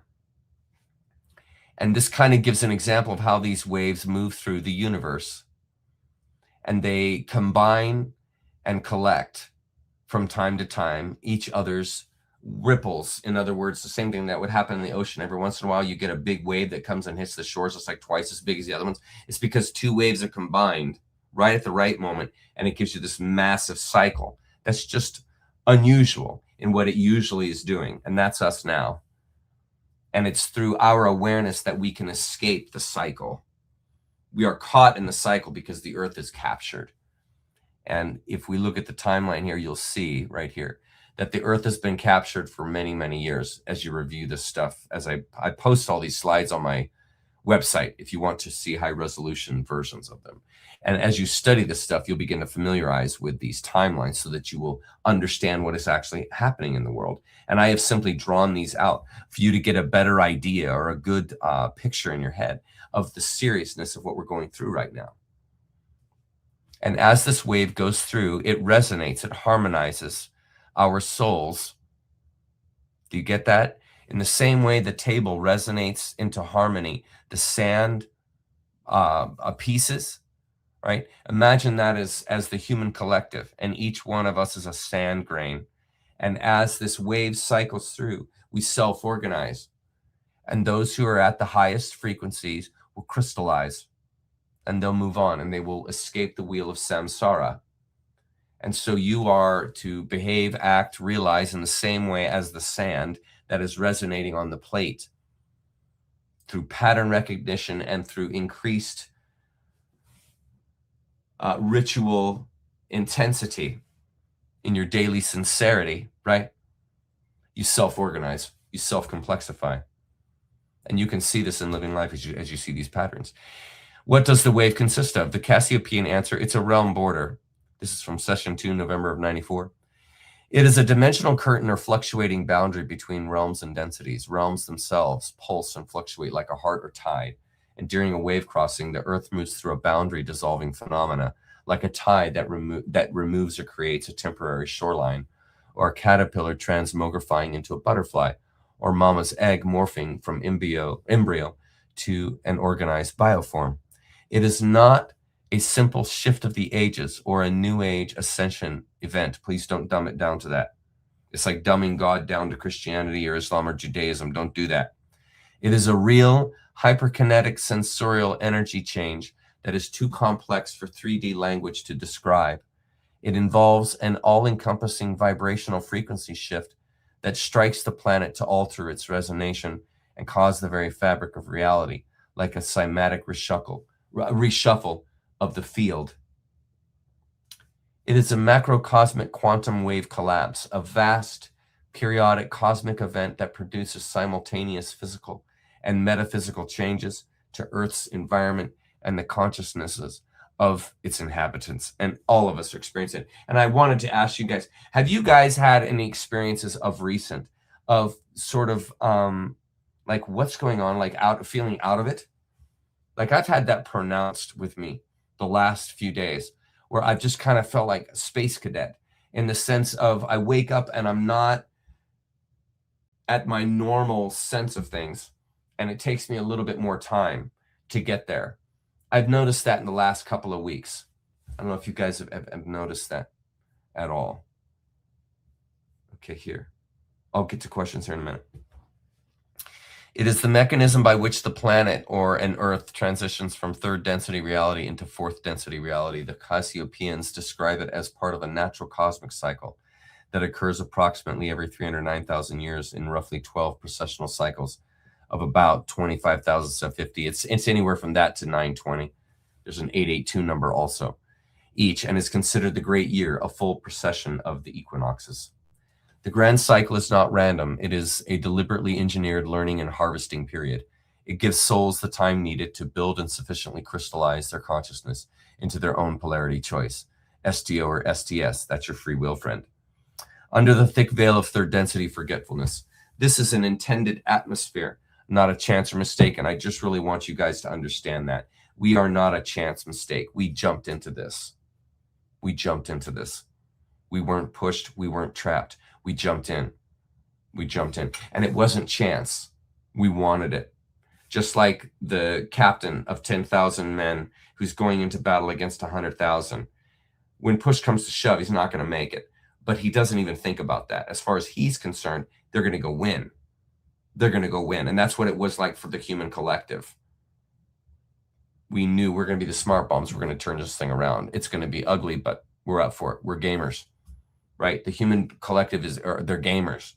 The entire 309,000 year, 309,882 to be exact, field functions as one long polarity classroom, and the classroom was intentionally hijacked, locked down, and optimized for 4D STS forces to maximize emotional energy loose production and to keep the Earth a sufficient producer of high quality louch the entire wave cycle.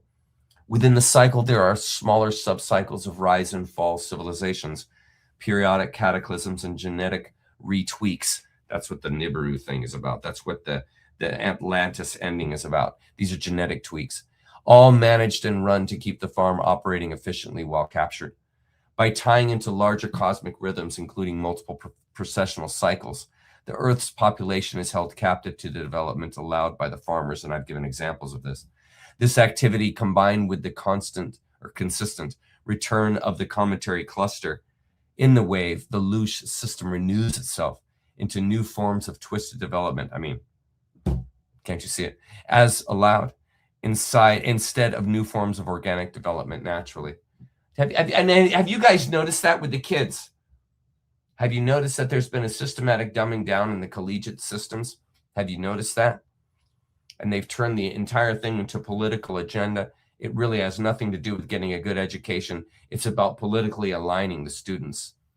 It's about educating them in these tribalistic means and ways of taking over a society in the name of humanity. Have you noticed that? It's not natural. It's an intentional dumbing down of the society. This activity, combined with consistent return of the cometary cluster in the wave, the louch system renews itself into new forms of twisted development as allowed, instead of new forms of organic development naturally. And we have done it by our own free will.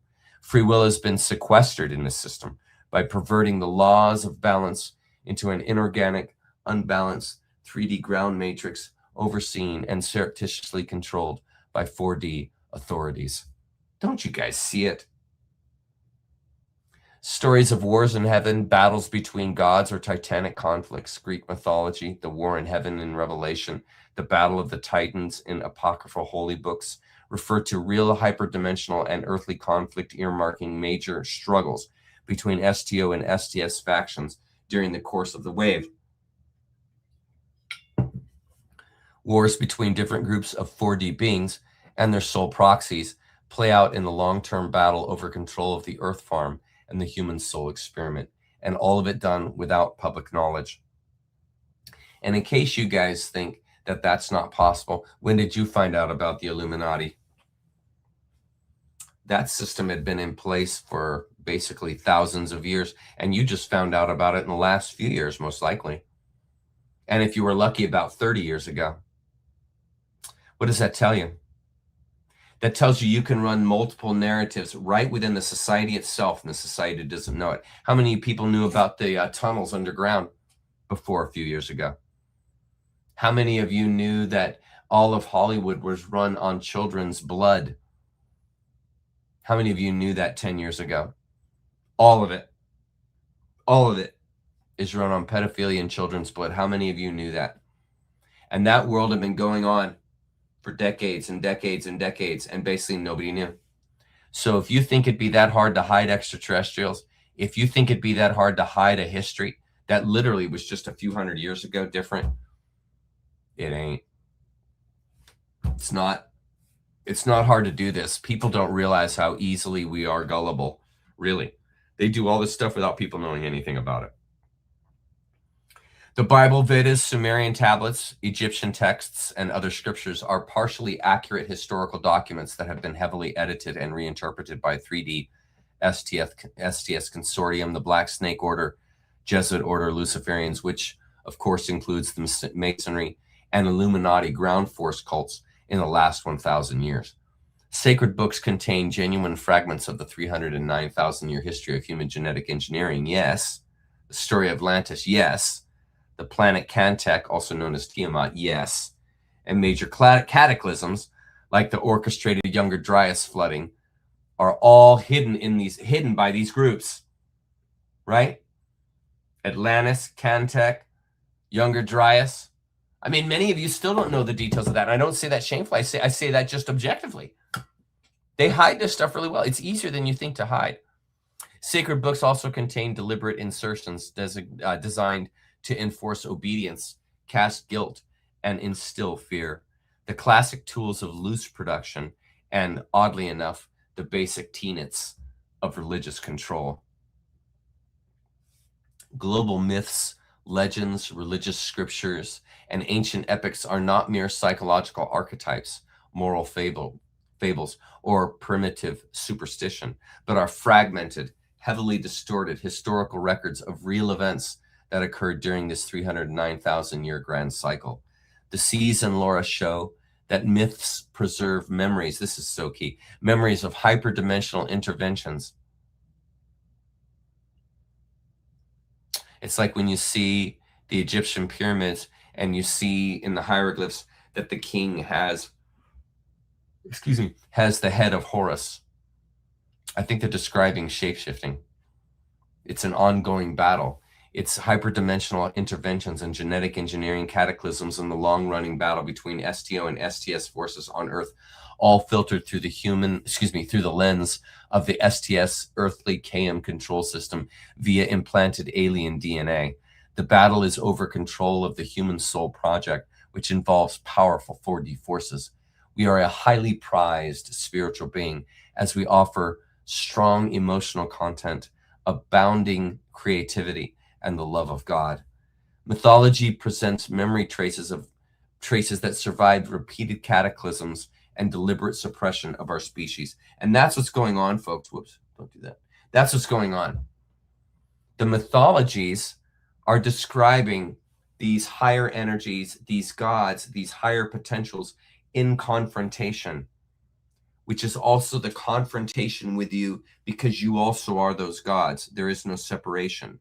So your emotional, your emoting side is the characteristics of those gods. That's why hundreds of years ago, there was no self-identity. It was the god of anger. It was the god of lust. It was the god of whatever that filled me and caused me to behave in this angry way, this lusty way, this inappropriate way, because the person didn't see themselves as an identity. They saw themselves as a part and parcel of the collective, basically, and basically subject to the gods that rule that collective. So a person wasn't an I or a me. They were a Christian. They were a Jew. They were an Islamist. They were a pagan. They were a particular tribe member. They weren't an identity. They were part of a social group, a social identity. This is a means to survive, because we used to have to live in tribes, basically, to be able to survive in the world, right? Because some of us are better hunters than others, and if you're not a good hunter, you're not going to be able to survive without a tribe, because you haven't got the skill set necessary to live, period. And since nature's merciless, there you go. Okay, this is the world that we come out of. And so these mythologies are basically elucidating to you in a human story what happened in the quote-unquote non-human or 4D world. So these cometary clusters, these beings coming out of the sky, these extraterrestrial-like events are what these mythologies are pointing towards, because those are the major crises. Those are the major moments in human history that change human history forever. In the same way you have an emotional outburst and you do something, maybe what you do or possibly what you do, you'll never be able to get away from, because it will be so catastrophic that you never escape the consequences. And those are the lessons that teach you the deepest. And it's no different with the human collective. There have been events that have had consequences that we still to this day have not recovered. We don't even know for sure how the Egyptian pyramids were used. We just have a general idea about them. We don't even know what's going on in Antarctica. Do you see? Do you see? And it is through these mythologies that we remember these major changes, so that we never forget and we are changed permanently. That's why the hero's journey is so important to the individual. It's the same thing with the collective. The hero's journey within the collective, namely one recently, would be COVID. That's a hero's journey. You had to be a hero to say no to that stuff. You had to be a hero to figure out a way to run your life without an income, because you got fired because you wouldn't take the jab. Or vice versa, you had to take the jab. You had a family depending on you. There was no way for you to leave. And so you've had to go through the arduous process of recovering from that jab. These are catastrophic moments in every person's life as we are living life that change you forever. It could have been that the COVID episode woke you up. It could be that that was the straw that broke the camel's back. It could be the stolen election stuff, all of that fraud that went down. That might have been the moment when you were like, the heck? And so that was a catastrophic change for you. And this is what's happening in the wave. This is all part and parcel of the wave and how it happens. Over hundreds of thousands of years, the 4D STS Orion Consortium and their human OP proxies have systematically rewrote or reinterpreted real events to hide the true nature of the control system. These reinterpretations of events flipped real historical 4D players into gods, demons, or abstract symbols to obscure the truth. Mixing up factual events with disinformation keeps humanity in a state of endless confusion. Why do you think they keep you in fear? Why do they think they tell you all the time you're going to hell? Why do they think they tell you all the time that you're a dirty carbon generator, that you're a chance from slime? It's to cause endless confusion and emotional reaction, which causes pathologic, louch, rich behavior. This is how you get all these loving, compassionate beings to live in a state of fear, so they're producing an edible louch. Because if all of them were practicing like the ancient tribal folks that were aligned to nature were attracting, you see, that's an unedible human being. They're aligned to the frequencies of nature. They're vibrating at a frequency that's not easily digestible. They're not, you can't make them afraid. You can't con them with egregores. They're too awake. Do you see?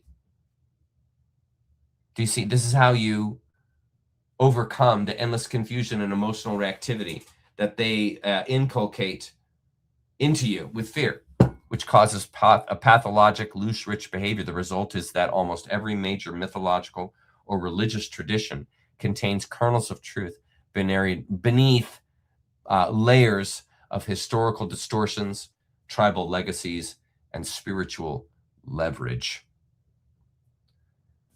So what is happening at the end of this thing? It's a 3 to 4th density. It's a 3rd to 4th density thinning. The thick veil of 3D density, physicality, and linear time is thinning. We have the opportunity to go 4D. Realities interpenetrate. 4th density brings variable physicality. Beings and objects can shift between solid and ethereal states by thought. And have you guys noticed that, what is that called when something happens and everyone remembers it in one way and it's another, like the Fruit of the Loom, and the Fruit of the Loom had that basket. We all saw it. And now they say it never had the basket. What is that called? The something effect. I bet your chat knows. It's the something effect. Here, I'll just show comments on stage. What is that called? Thank you. The mandala effect. The mandala effect. I'll just keep comments on here. And the mandala effect is is showing you that we're shifting between a 3D and a 4D, because 4D is not time sensitive. And so when you see things like the mandala effect, another one was that movie Shazam. I actually saw that when I was a kid, but that actor that was in it says that he never was in that movie. It never existed. And like there are videotapes of the movie and that guy has absolutely no memory of it.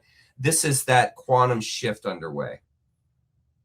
That's what's happening right now in 4D. It's shifting. Yeah, there was a cornucopia. That was it. That's the mandala effect. And yes, I saw, yeah, you saw Shazam. Yeah, Kogi, I did also. Stupid movie, but it existed. Do you see? Melsa Madonna passing on. That was another one, is that people have like died, and then like you find out later that they give like this person died today, and you're like, wait a minute, that person died like 2, 3, 10 years ago. What are you talking about? And you'll look up in history, and then little by little that history will be removed. So you think you're crazier and crazier, because it's like, no, dude, I know that person died decades before they say they did. I remember seeing the articles. That's mandala effect. And that is part and parcel. It's part of what's happening with this thinning. The DNA consciousness activation, the incoming energy activates latent DNA codes, expands awareness, and forces the harvest of sorting or of souls based on their polarity. That's if you're STS or STO.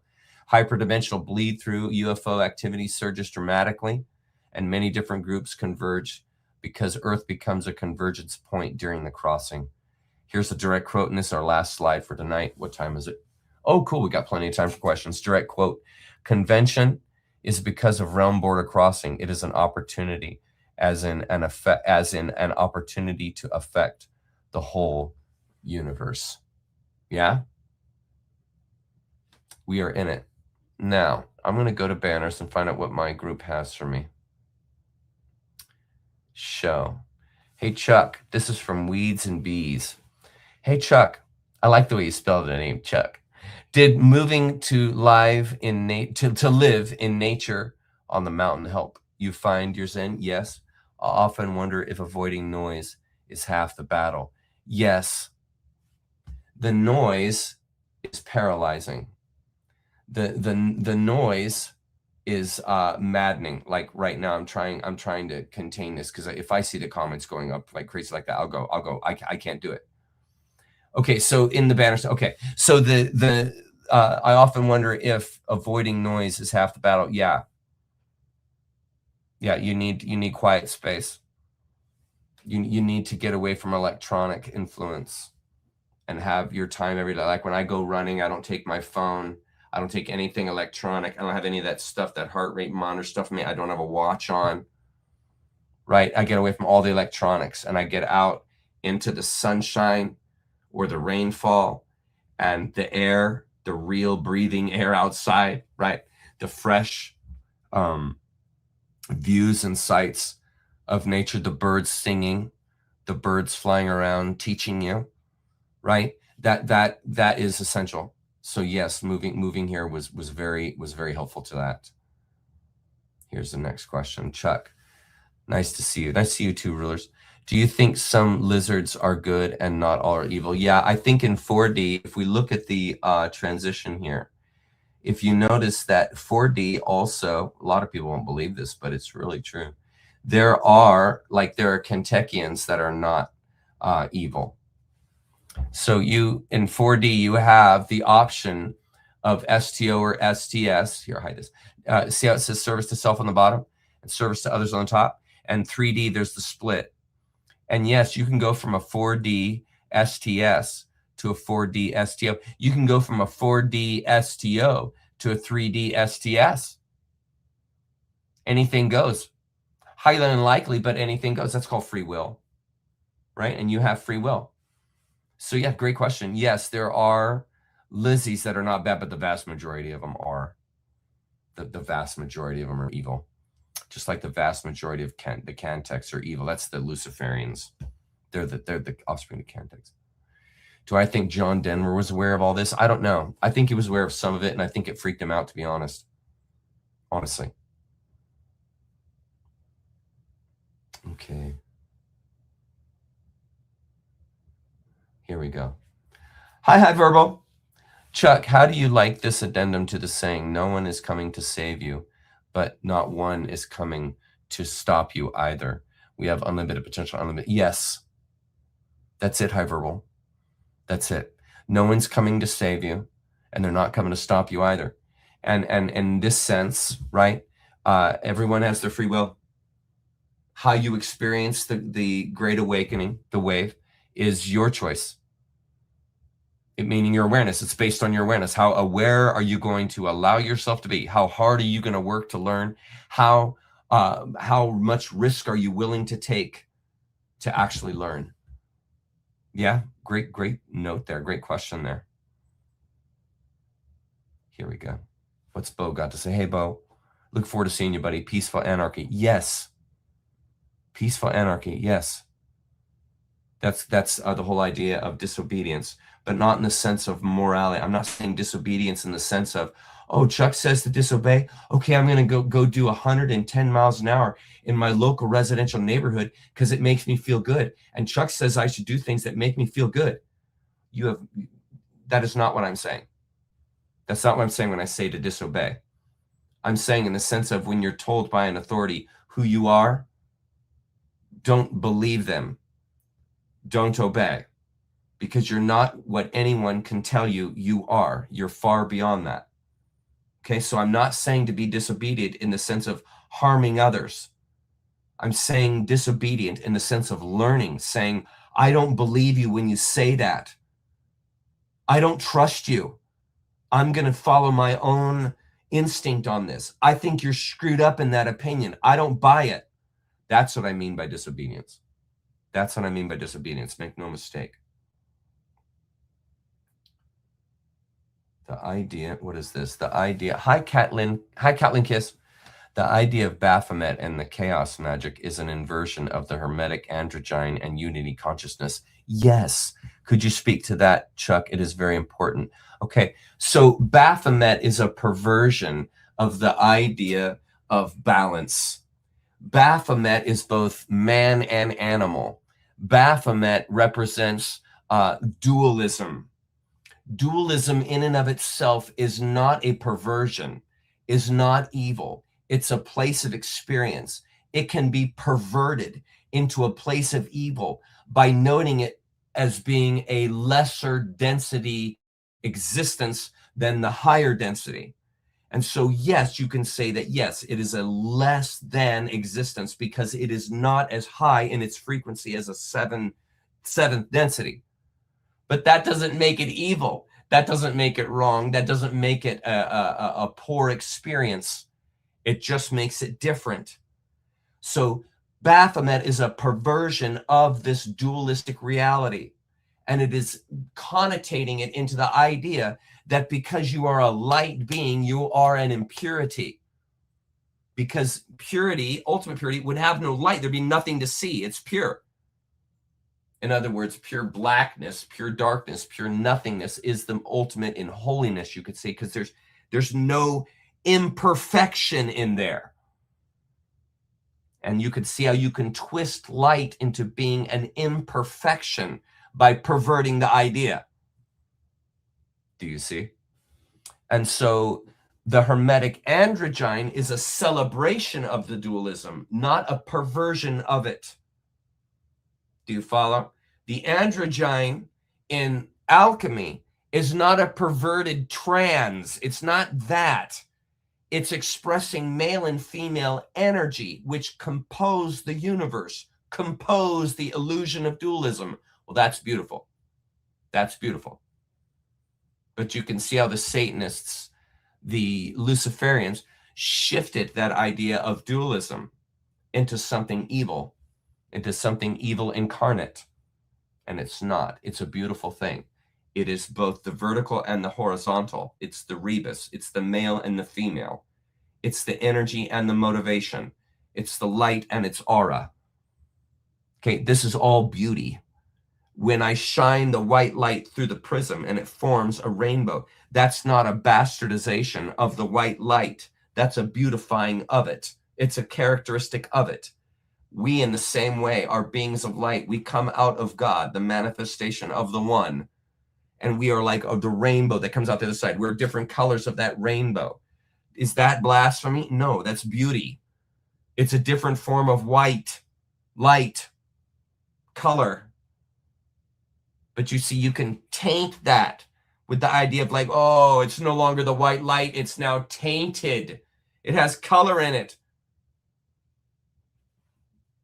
Do you see how it can be perverted? And that's what the evil systems did. They perverted this dualistic experience, which is actually beautiful. They turned it into evil. They turned it from the classroom that it was supposed to be to the perversion that it is, that they made it. But it's actually a beautiful classroom. It's perfect in and of itself. It's just been perverted. Makes sense? Does that help, Catlin Kiss? Hopefully that helps. Okay, next.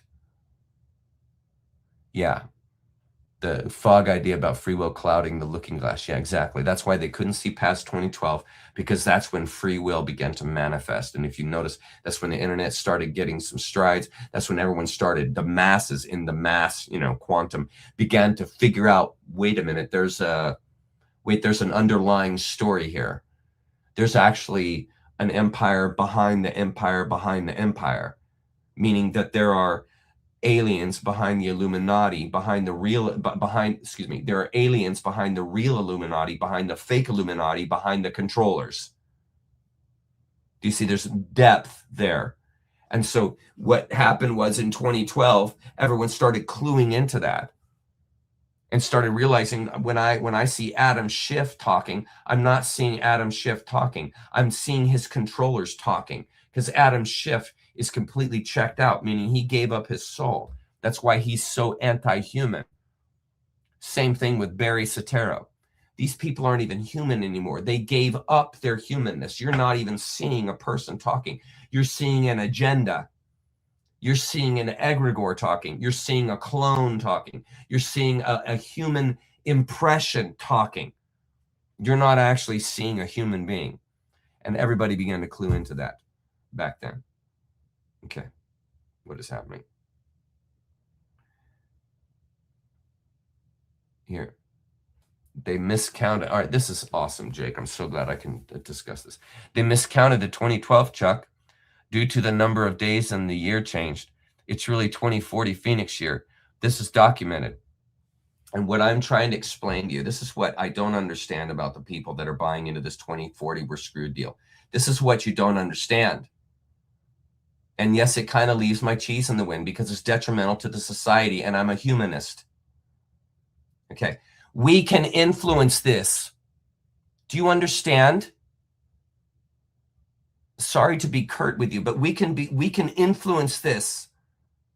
People who are selling the 2040 we're finished idea don't realize the power of the human being. They're still believing that the human being is disempowered. We are in the state of empowering right now. Please realize that. It was in this slide that I showed earlier. And I don't mean to be ugly or any of that. I just get frustrated because people are like, no, we're done. We're done in 2040, Chuck. You don't understand. We're all finished. If you would just accept that and submit to that, then you would be okay. Sorry, I don't submit. I learned not to do that when I was in the church. Right here. Right here. Right here. The current one was described. Even the Cassiopaean said it right there, pointing out about 2012, but the C's repeatedly stress that exact timing is probabilistic. Is probabilistic. 2040 is probabilistic. Your documentations that you have in writing hardcore to prove that you are right, I'm right now telling you, is probabilistic.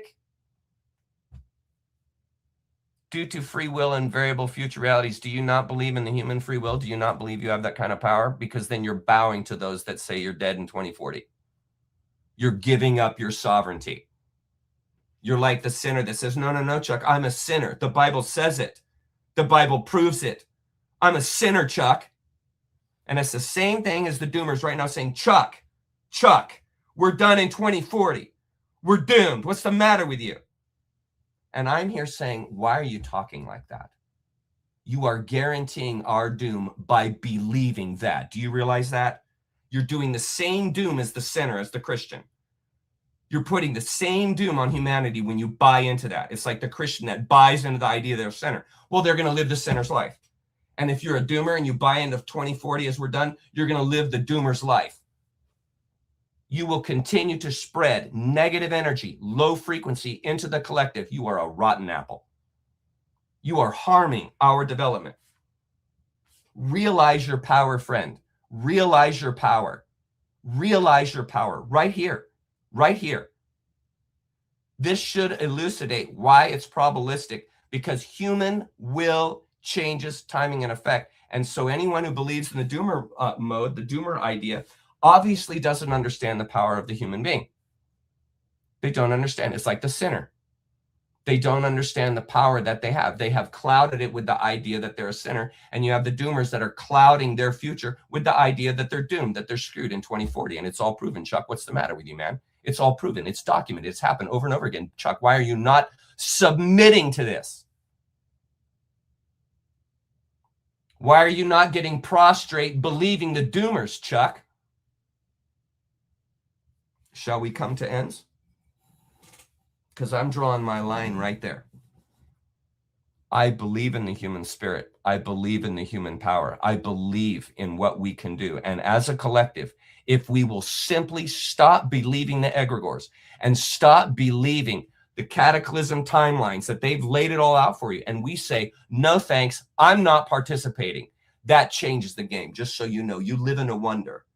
All those documents that you have are all a part of the wonder, meaning they're just as legitimate as this reality you're living in now, meaning it's an illusion. The world becomes what we make it. When are you going to start actually investing in that idea? As long as you invest, sorry to lose, it a little bit, but as long as the human collective has people in it that call themselves awakened and they're full-on doomers, where are we going? So I'm supposed to get all excited about awakening just so that in 2040, everybody dies again? I'm supposed to get excited about that? I'm supposed to be motivated with that idea. Folks have to start realizing we can change history. We can change the narrative. We can change everything around us, friend. Realize your power. Realize your power. And you are giving away your sovereignty, just like the Christian, when you buy into the doom scenario. You're giving away your sovereignty, just like the Islamist, just like the Jew. You're giving it away. You are handing your brain to the notes and documents that you have claimed are proven fact of what's going to happen in the future. You've handed your brain to, you're no longer thinking, by the way. You've lost all discernment at that point because you're handing your brain to other documents that you didn't write that you assume to be true. Whose fault is that? I'm just saying. Have a bigger picture. Have a bigger playing field that you're in. And if you are giving it away to the doomers protocol, there's nothing here for you. There's nothing for you to learn. It's all over in 2040. Why are you even bothering trying to awaken? Honestly, if you're going to buy into that scenario. Do you see? It is our role as the collective to change the energy. That means we change our minds. That means we change our frequency. That means we raise ourselves to a higher frequency. And a higher frequency is, I'm not buying the doomer game. I'm not going down that road. I'm not volunteering. I don't submit. I don't submit, and I'm not going to obey. Not going to obey. So if you're going to tell me I'm doomed in 2040, I'm not going to obey to that. I'm not going with that. I don't care what facts you have. I'm not going with it.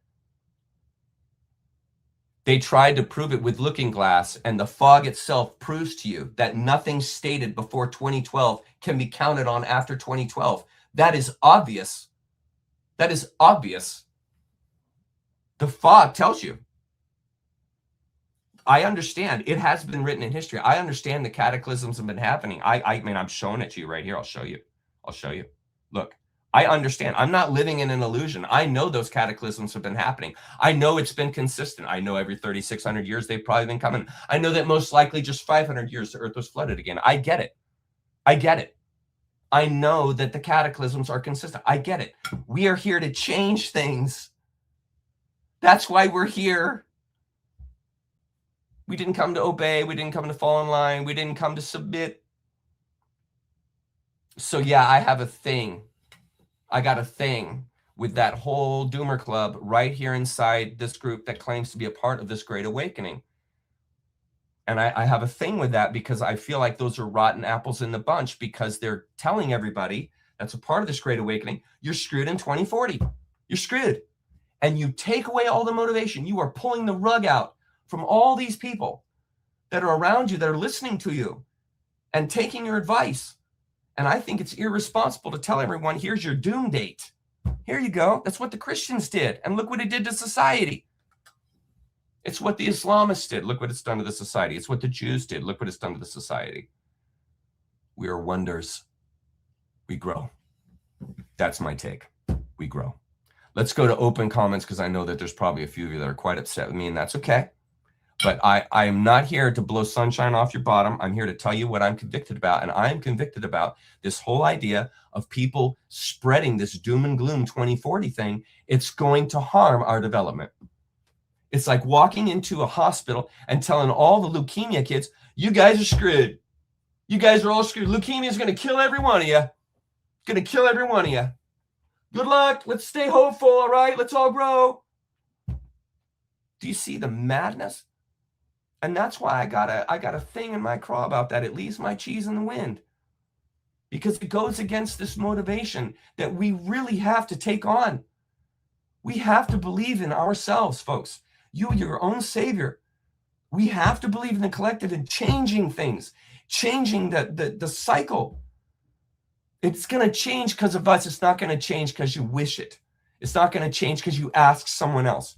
It's going to change because you do something about it, and that is you participate in the betterment of the collective by taking on a higher mindset and frequency than those that have taken on the lower mindset and frequency. And anybody that's taken on the doomer gloomer, they are on the low frequency. And the whole point is to raise your frequency, is it not? Is the world not all about energy, frequency, and vibration? Is it not? And the responsible things to do is to raise your vibration.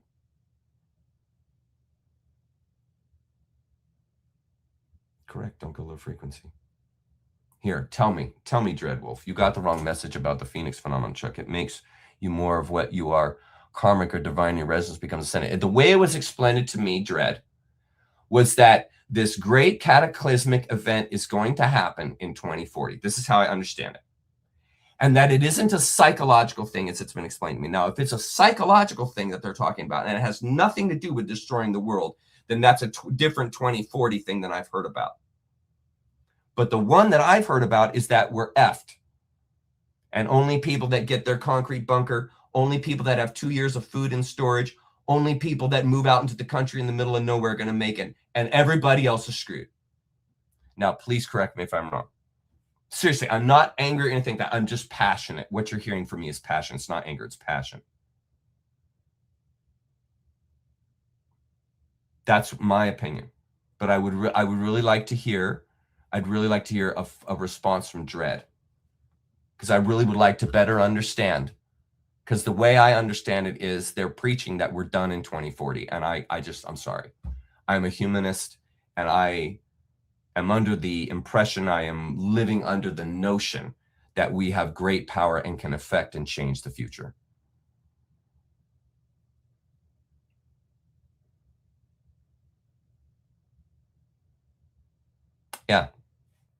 Yeah. I think it's coming, but I don't think it's going to be. Okay, so I'm so glad you mentioned this, Goose Mama, because I wanted to mention this. So take on this radical idea. I thought of this the other day as I was reading the Cassiopaean transcripts. What do you guys think? Now, you know that the Christian church is always twisting things, right?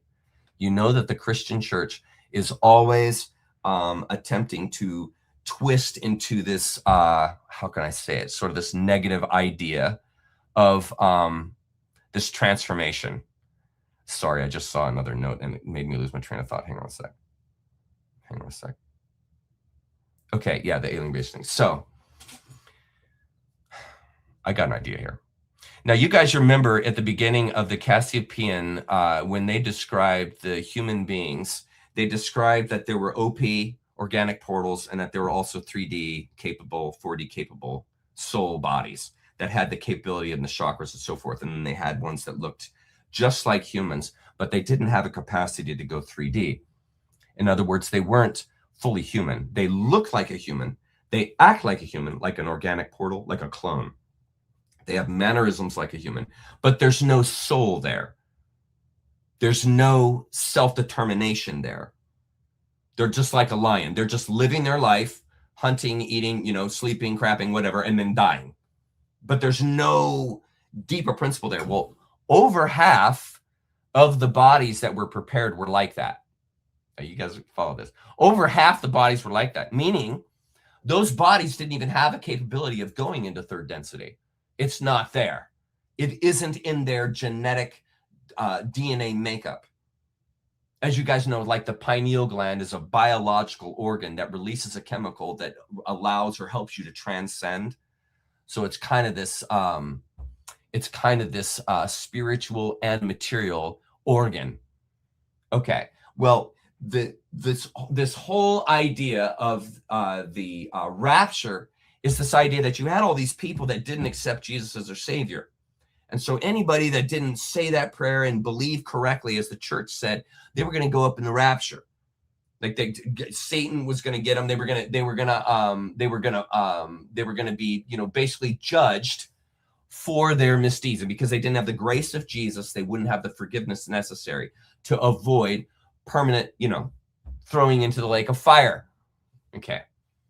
What if that story, I'm just throwing this out as an idea. I'm not saying it's true. I'm just saying, what if that story is actually this alien invasion, and what they take are not us 3D individuals, but they take all the organic portals, the soulless beings that were never humans in the first place, that do nothing but harm our society and bring the society down. Just as a thought there, what if the Illuminati, the Order of the Black Snake, the people that actually wrote the Bible, what if they twisted this? They twisted it just like the Luciferians twist Baphomet from the Rebus figure, they make it into this negative thing.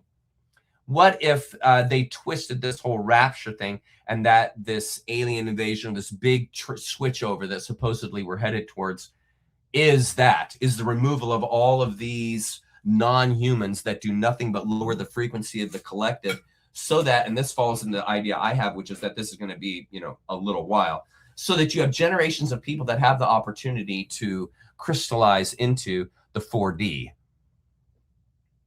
That's an idea I had the other day. Curious what you guys think. Here, I'll turn on the comments on stage. Here we go. What Wolf just said something. Here, this. Okay. I admire your steadfast belief in the human spirit, but the phoenix phenomenon is the tower. Either we built a stable foundation and can overcome, or we come crashing down and begin again as children. Yeah, you see, I don't think that the tower necessarily represents the crushing and crashing of society. I also see the tower as cataclysm in the sense of psyche. I see the cataclysm dread as a psyche cataclysm. I don't see it as a physiological cataclysm. Here's where maybe you and I agree or disagree. I don't know. But I see it as there, yes, there is a cataclysm, but because of the awareness of the human collective, we flip what would have happened. So the earth, you know, going through its normal cycle of cataclysm and shifting and flipping on itself and all that stuff is flipped into this opposite dynamism, in that this actually is a cataclysm of the human collective mind, and that all these beings transcend into 4D. That's the same amount of cataclysm as wiping out a 3D planet and going back to the Stone Age.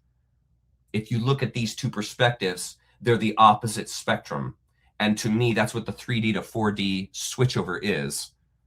It's our moving as a collective into a mindset that's 4D, like it's a crystallization.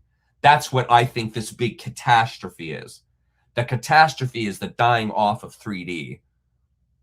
Not in the sense of a physical planet ending, but in a psychic ending of the collective. That's the catastrophe. Yes, a catastrophe in 2040. Yes, I'm not denying that. I'm saying, yeah, we follow that order, but not in the sense of the ending of humanity. I see it as the beginning. Honestly, I see it as we shift the AI and we go intergalactic. Like consciousness blows up. That's what I'm seeing. And I think that only happens as the collective continues doing the work, like what we're doing on Saturday nights, what we do in Zoom, what, you know, I'm doing in my life, and what many others are doing in their life, which is complete dedication to the exoneration and building of the human collective. Like that's the meaning of life, essentially, for me. And so that's why a nerve gets hit when within that, within that sacred group of people who are cluing into this deeper sense, they just take that catastrophic idea and just apply it like they would to our history we come from, in presupposing that the cataclysm coming is just a reiteration of the cataclysm from what we've come from.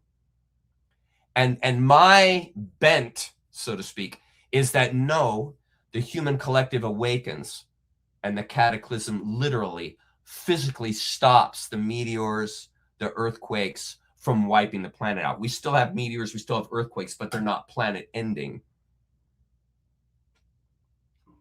That to me is the more, to me, that's the more mature, that's the more tolerant and open position based on real fact, which is we are growing. Consciousness is expanding. You can't tell me that the human collective isn't expanding. It is. The news media won't want you to believe that. They don't want you thinking that. But it's of my opinion that there is a growing aspect of the human collective like us, what we have here at Nature Creature. I don't think we're alone. I don't think we're alone. And I think that there are many others who are under this impression, and that we're not headed towards the ending of humanity. We're actually headed towards the exoneration of humanity, like mass population explosion. increase de-aging of everyone. Everyone looks and feels like they're in their 20s. And everyone is participating in the compassion, the love, the transformation of the society. Now, if you ask me, that is just as much as a catastrophe as the world ending, because it essentially is. That's why I buy into it. That's why I buy into the ideas that I pass to you guys. That's the logic, because it, like the Cassiopaeans show it follows an order. There's a pattern here that we've been on, but it's in such a way now that the pattern is in the middle of a shift. It's still gonna be the same pattern, but it's now a shift pattern to up frequency rather than lowering the frequency as we seize control of the situation on this planet. And I think what you're seeing in the Middle East right now and the stuff you see in the news is the shifting of those patterns, and they are following the same shifting of patterns that's happening in 4D that the Earth is moving into. Makes sense? Does that help? Which got Fortune? How can we ascend? How do I get that? How do I get Fortune's? Oh, I gotta go find it here. I want to find Fortune's question. Where is it? Here. Hang on, Fortune. Though I'm sure that what you assert is true, that human will has an effect on the placement of the spheres, and that the 2040 date can only be an approximation. J. Smart Cakes has mentioned this. Though I'm sure that what you assert is true, that human will has an effect. Yeah. I would actually be excited to talk to Jay. I've been hesitant to reach out to him because he and I have, if I understand the 2040 thing correctly, he and I basically are opposite ends of the spectrum. And so I hesitate to get on camera with him live because I know it's a hard point for him, and that's fine. I have my own hard points. And this is one of them. This is one of my hard points. Like, I'm humanist to the end. I believe in the human efficacy, and I believe that humanity will save itself.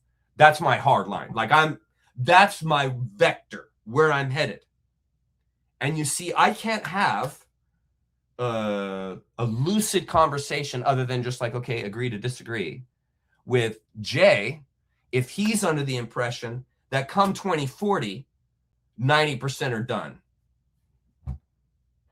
Do you see? I got nothing against Jay. I got nothing against you or anybody, because I applaud differing opinion, but I definitely have passion, just like I'm sure you do have passion in your assessment here, and I respect it. I completely respect it.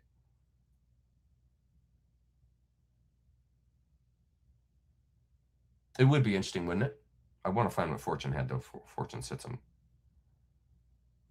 Rosicrucianism has just been twisted. We studied the original Rosicrucianism. I don't know what they're teaching now in the lodges. I had a Rosicrucianist, though, who's in my Zoom, who says that a lot of the stuff that I talked about aligns well with Rosicrucianism. But I think that there are factions within Rosicrucianism, just like there are factions within Masonry.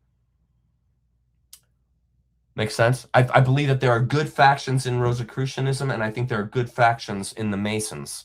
I don't think they're all evil, but I think virtually all of them have taken over. It's like Western medicine. I think that there are some efficacious portions of Western medicine, but the vast majority of it is going to keep you sick. It's not designed to heal you. But some of it is awesome, meaning Western medicine. This is getting close, I think, to what?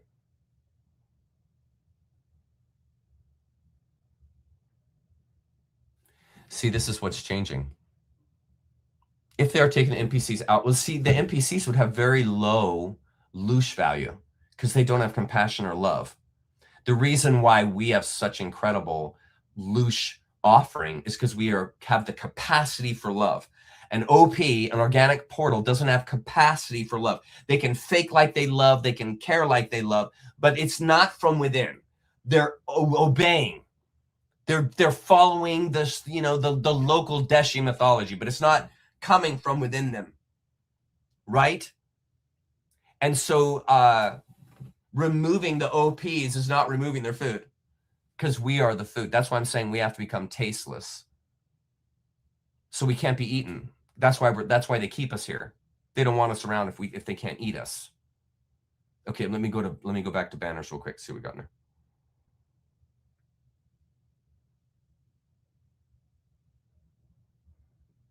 Okay, what's this? Hi, Scooter. Talk about those weird funk feelings, or all of a sudden you feel angry for no apparent reason. I think it's those towers carrying frequency in our heads. Maybe. I just got a little animated, simply because I don't think it's healthy to promote a doom and gloom to the public. And so I don't want my channel affiliated with anything that would be promoting something that I think is detrimental to the public. That's why I get very passionate when it comes to the whole idea of ascension and the whole idea of cataclysm. I get very passionate because it's real important in our development as a human society, human species, to remain positive in our frequency and to not get caught up in the negativity. Okay. What's this? Hi, Linda. Chuck, is it possible that being so tired lately might be because I'm STO and feeling and being abused? Maybe, excuse me, too nice. No. No, your feelings and the STO in you is going to be enlivening to you. And it will bring about challenge for sure, but you'll be ready for those challenges. Typically, that depressive stuff is coming from sort of an STS kind of side thing. But I'm not the kind of person that just kind of has a blame for everything. I kind of take on the idea of, if I'm depressed, it's my responsibility to get out of the depression. If I'm in a negative mindset, it's my work to get out of the negative mindset. To blame something else for my negativity or my blaming or whatever is just passing the buck. It's not taking ownership of oneself. And if you don't take ownership of oneself, you'll remain adolescent. So I would say that it's not coming from the STO thing. I would say that it's just coming from the overall oppression that's on us right now as STOs. And I suggest getting out and going and getting in nature.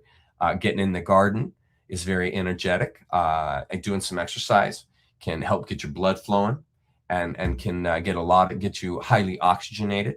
I had a friend in Zoom send me a sauna.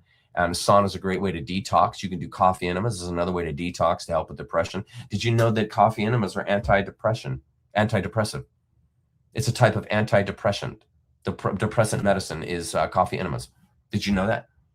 It is. It puts glutathione transferase, which is antioxidant, into your body. And one of the reasons you're depressed is because you're oxidizing so much because of the negativity in your life. Yeah, not to blame, but that's how it happens. Here we go. Ripple, is prayer negative, louch? No. Served up ready. It's negative, louch, when you're asking permission, seeking approval, expecting reproof, and obeying. I see prayer as being an asset to the individual when it's raising your vibration, when it's realizing your light, when it's not sitting around asking, fix my problems, God, this kind of thing, but rather expressing your humanness in the sense of your power, in the sense of meditation and aligning to the higher frequency. Now, that kind of prayer to me is extremely empowering. But if I'm going into prayer, asking permission, seeking approval, and expecting reproof, I'm lowering my energy doing that because I'm going in submissive.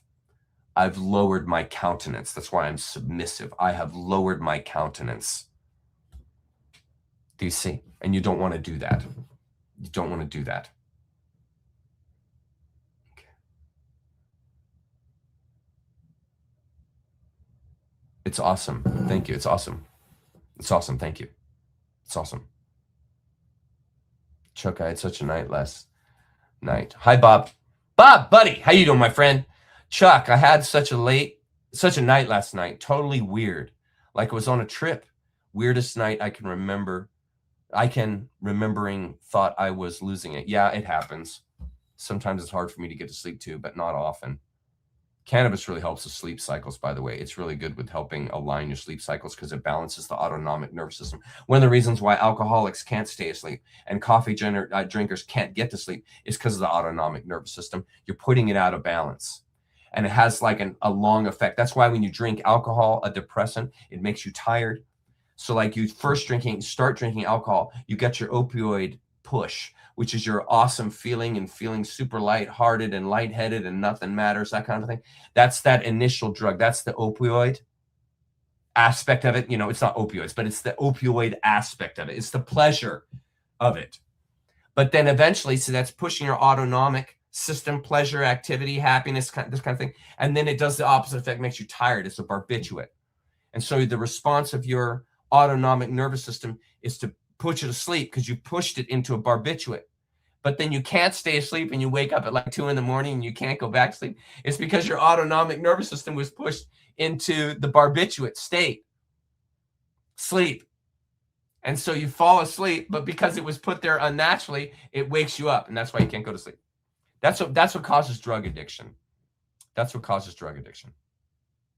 Okay. Here we go. What's this? Hi, Fortune. Do individual 3D realm perspectives become unified in the 4D? Do perspectives differentiate at all at that stage? Love you. Yeah, love you too, Fortune. Okay. Do individuals become unified in the 4D? You can. Do the yes. The 4D, I'll show you, Fortune. Look here. This. Now, 4D, Fortune. There. Okay. Now, the 4D, Fortune here, you can see how there's variable physicality. You see that? And there actually is, you can go either service to others or service to self within that same, sorry, I'm trying to get to the darn notes to get rid of them. Sorry, here, this, okay. So in this here, you could see, Fortune, that you can go from a 4D STO, service to others, you can still fall to 3D STS. That can happen. And you can also go from 3D STO to 4D STS. Do you see? These cross moving and so forth. This is your free will. This is beautiful. This isn't a bad thing. This is your free will. And because you're in a higher density consciousness, your free will, your awareness affects the experience. And so you have polarity choices as this higher conscious being. You have polarity choices, awareness, morality choices that the lion, the cheetah, the jackal, they don't have that. They don't have an awareness perspective to add that dimension. And so when you add that dimension, you can change your frequency. You can change your resonant frequency. And so you can move into a high frequency service to others, or you can move into a low frequency service to self. And you constantly can do that back and forth. But by the time you go to 4D, you typically are going to stay there. But the point is, though, that you can go back and forth. That's your free will. That's beautiful. So you always have the ability. Yeah, you always have the ability to move into either one of those realms. But typically what I've found and what I've observed is that the further you get into either STO or STS, the harder it is to leave that frequency. It becomes harder and harder the more entrenched the STS individual becomes in their life. It becomes harder and harder and harder for them to leave that self-consuming space. Whereas, and the same way, the STO, when you experience the love of others, the compassion of others, when you experience people writing you letters and telling you how much they care about you and love you, when your spouse tells you this or your child tells you this, the frequency and the raising of your spirit is so profound that you tend to want to go into that more. And so that behavior begins to tease out from experiencing a higher and higher frequency. So it works the same with both. It works the same with both. And you can go either direction completely. Let's go to new comments at the bottom. We'll go off the banners for a minute and we'll just look at what you guys. Chuck, do some aliens, what was that? Chuck, do some aliens consider humans dangerous because they're, yes. Did you know that when a Satanist raises a demon, let's say, to come into form, he or she causes that demon to come into form. Did you know that the human being, if they're able to hold steady and hold their what would it be, their conscious awareness, they can control that more powerful demon.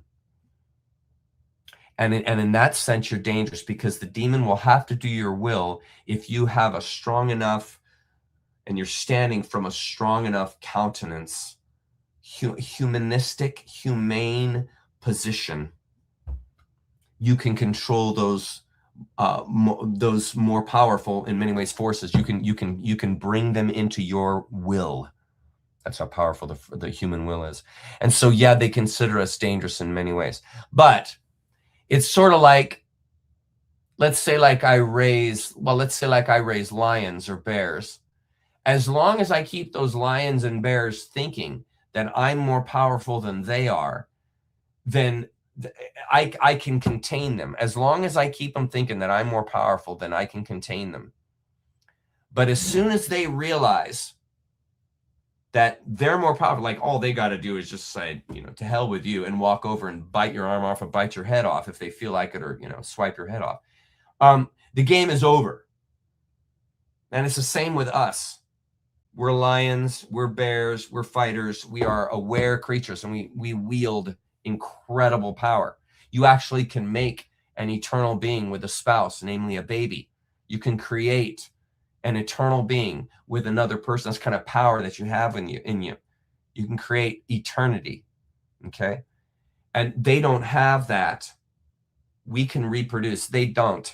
Those lower STS beings, if you ever notice those clones, the grays and stuff, they don't have reproductive organs. There's a creative faculty that's there that isn't there in not all of them, but in the vast majority of them, because it's a lower frequency. And so we're dangerous to them. We're dangerous because we're capable of a higher consciousness, a greater power than them. And it's just a matter of realizing it. And we've been so dumbed down with religion, so dumbed down with medicine and science and all that stuff in our history, that we just have forgotten. We have forgotten our power. And so, yeah, it's just a realization. It's just a realization of your power. Yes, that is the trick. The realization of your power.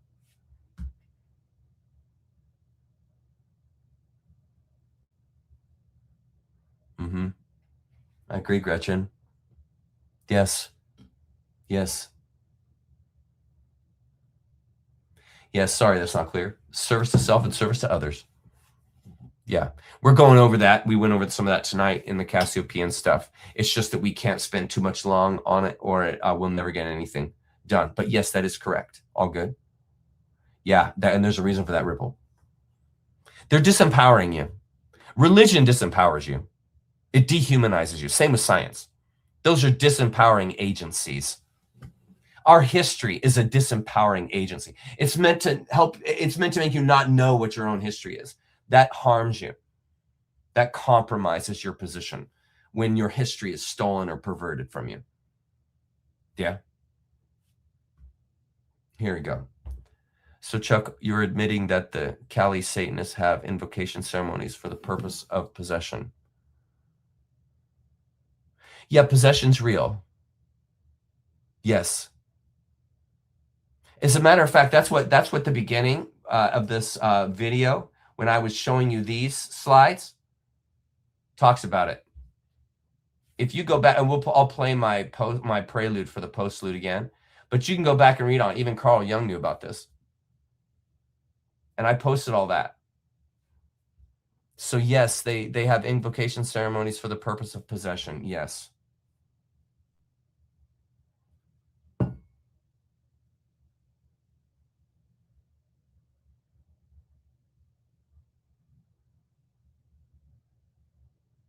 Yeah, that's a good attitude. I like that, PWC Collins, or PWC Allens. Yeah.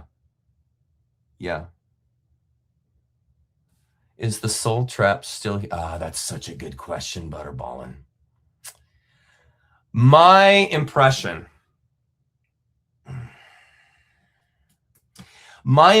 is that it is not here in the way that it has been, and I think it is weakening.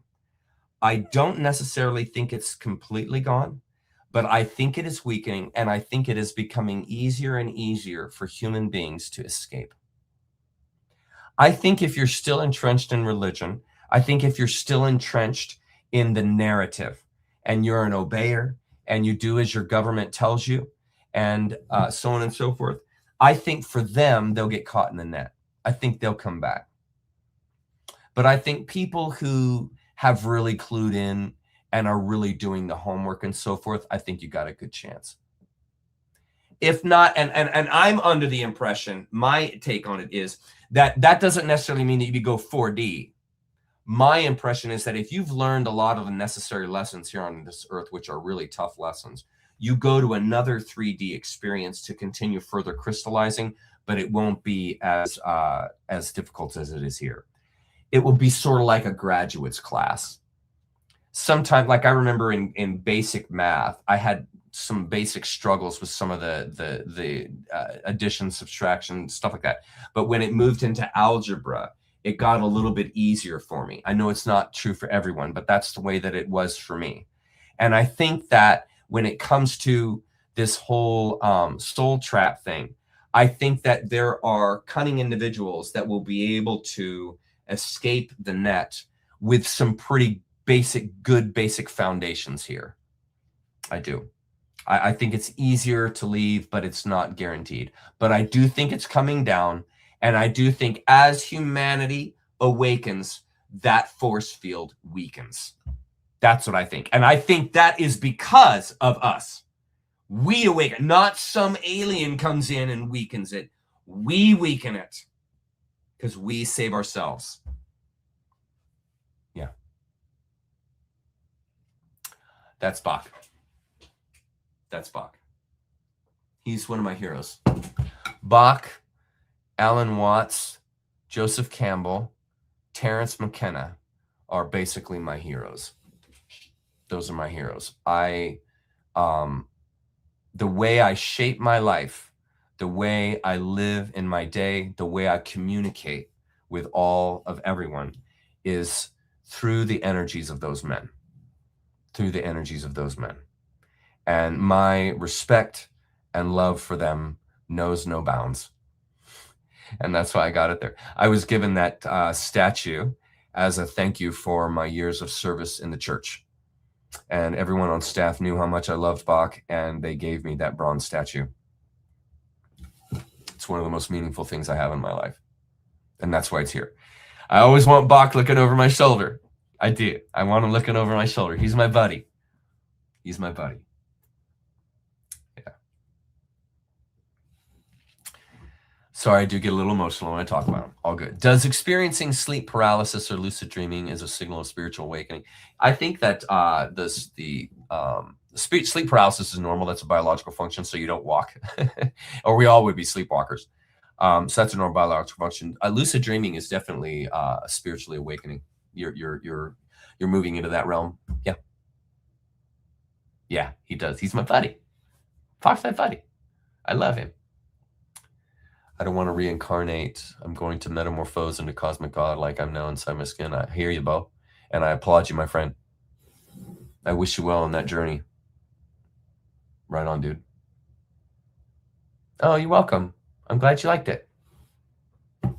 Glad to do so. I don't always get to my emails as quickly as I want because I am in basically the creative process most of the week. And when I'm in the creative mindset, I typically don't answer emails and don't do a lot of that stuff because it breaks my creative process. And so to stay in the creative process, I sometimes will just check out of all social media and stuff. Like you guys who follow me on X notice that I don't post as much as I used to. It's because I'm spending more time reading and more time studying and in the creative process. And so my life has moved away a bit from the way that it was a number of years ago, where I was a little bit more in the working and learning process than I was in this process here of creative output. Developing slides, finding the materials, organizing it in a way that is palatable to the group. And so, yeah, my life has just changed a lot since I started Nature Creature. And so I've made adjustments, but I'm glad you like the email. I love writing people when I have the time. I love writing. I love engaging. That was the whole reason in the beginning of this, this thing, when I talked about, I'll show you.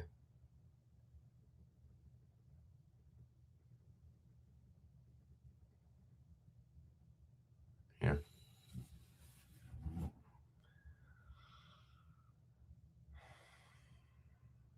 Yeah, when I talked about my my ritual stuff, and I talked about how I handled that, that's one of the big changes that has happened in my life because of Nature Creature, and it's been an amazing journey. I'm really enjoying how you guys stretch me. You get this show every week pushes me, and so I like it that the energy that you guys bring into my life is one of extension. You're drivers. You're a driving force. Chat is a driving force in my life, and I really appreciate that. But it's challenging. It's challenging, and I like that. But it's not easy. It's not easy. But I do enjoy the challenge. Yeah, flying dreams are the best. You're so funny, Fortune. Yeah, I think it's real. I think it's real. Yeah, good for you. Good for you, Mary Elizabeth. I'm really proud of you for walking away and staying away from religion. It took me 40 years to do that. I don't sleep much. I sleep about 4 hours a night. And that's why I am able to get as much done as I am every week, and I'm able to make the progress that I am every week. It's just I don't seem to require as much sleep as I used to. I took frankincense. I drank a bottle of frankincense for 6 months, and it changed my sleep cycle, my biorhythm. And I haven't been able to really sleep much more than 4 or 5 hours at a time since I had cancer. And so it's been about 10 years now. And it allows me to be able to get a lot of creative work done because I'm up in hours when everyone else is asleep. And so, and I wake up about the same time everybody else wakes up in the world. So I'm not missing out. I'm just advantaging the time when most people are sleeping, because I don't know why, but I only need like 4 hours of sleep. Thank you, friend. Thank you. It's love. Just so you know, it's love. It's love. It's all love. Here we go. Have more convolution of the brain. We currently use this to determine intelligence. They will not abandon their kin as they are being slayed, but will stay even in death. Yeah, different levels of consciousness, and yeah, I think absolutely animals have the capacity to care and love their young, but it has to be understood that human beings are of a much higher capacity when it comes to consciousness, because we can develop. And I absolutely agree that animals can develop. I absolutely agree and subscribe to the notion that animals can go from 2D to 3D to 4D. I totally subscribe to that. But I also know that animals have a type of consciousness which is quite inhumane in some of the ways that it's expressed. And I'm just simply pointing that out. But I'm not condemning animals, and I'm not saying they're bad. I'm just saying it's different. And I think it's a good point you've made there. Yeah, I love you too, Fortune. Yeah, I agree. I agree. Precious metals. Yeah. I haven't gone since my last day was my last day at work. That was February of 2013. That's the last time I have ever been to church. You know, what's funny is, I'll tell you something, Ripple, and I'm wondering, well, you might not experience this, but for those of you who were Christians for like ever, after you get out of church, you don't go to church for like a decade, go back and watch a church service. Don't watch a church service for like 10 years, okay? When you finally leave Christianity or Islam or Judaism, whichever religion, pick your poison, whichever one you leave, after you've been out for like 10 years and you haven't seen church, nothing like that at all, watch a church ceremony. You won't believe what you see. You will sit there and watch that church ceremony and you will think to yourself, I cannot believe I didn't see that. I didn't see that. I didn't see that. You won't believe it. You won't believe what you clue into. And you won't believe how gullible you were. You won't believe it.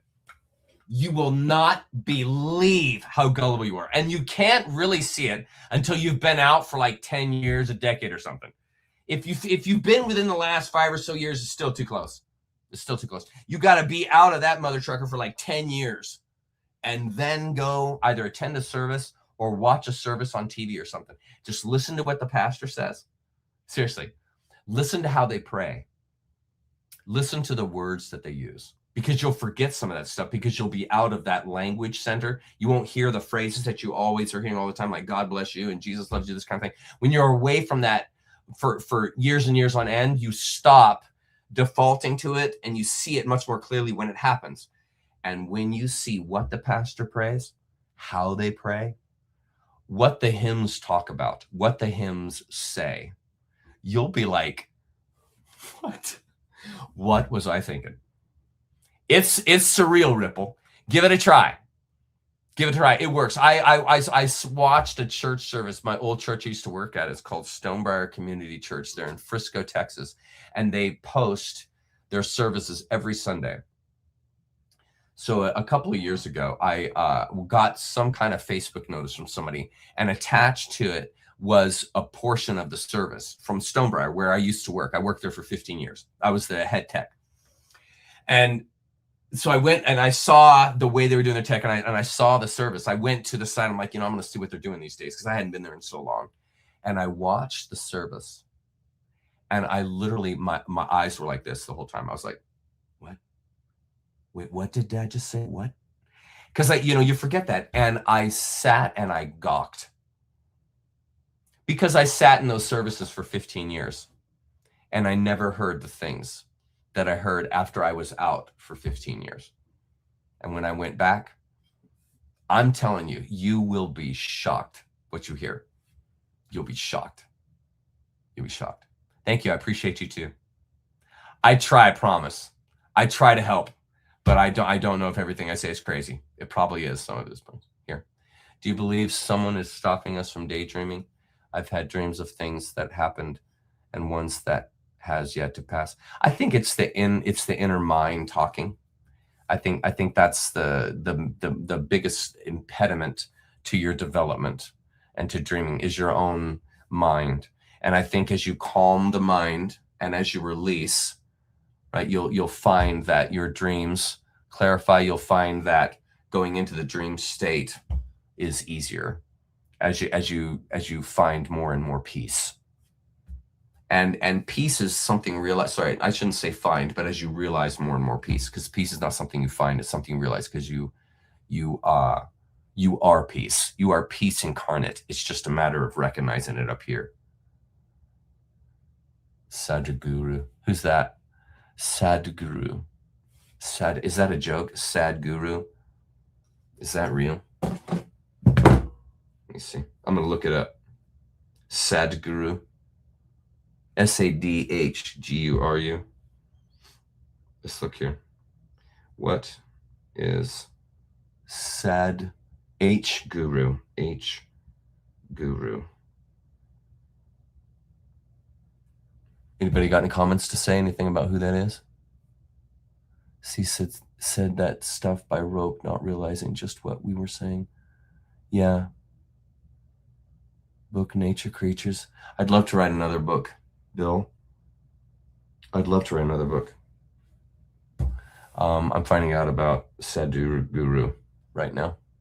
He is real. Thank you, Stacy. He's a New Age. I'm not a big fan of New Age, to be honest with you. I don't like New Age. Yeah, I think New Age is a scam. If he's affiliated, or if that person is affiliated with the New Age, I can almost guarantee you I'm probably not going to dig him that much. Let's see. He was born the 3rd of September in 57. He's an Indian yogi. Those are always, don't know. Some can be great, some can be scoundrels. He is best known as the founder of the Isha Foundation, a nonprofit organization dedicated to human well-being, yoga, meditation, education, and environmental initiatives. So what's your stick? He's a mystic? Well, then just listen to what he says and take it or leave it. Under the bleachers, that's usually not a good sign.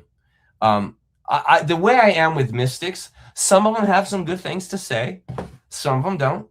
Take what you like, toss what you don't, but don't ever follow. Don't ever follow. I don't care who the guru is, and that's part of the reason why I don't know about all the gurus. Is just like, I'll take the ones that have some good things to say, but I didn't come here to follow. I didn't come here to listen to one person. Did he write the self? He was accused of killing his wife. Good grief. That's insane. His foundation. Well, I'd be curious if it's kind of culty kind of thing. Often those new age gurus kind of go culty, and they, you know, they start telling you like they can say your future, and you start paying them for this, that, and the other thing. It can get kind of slippery.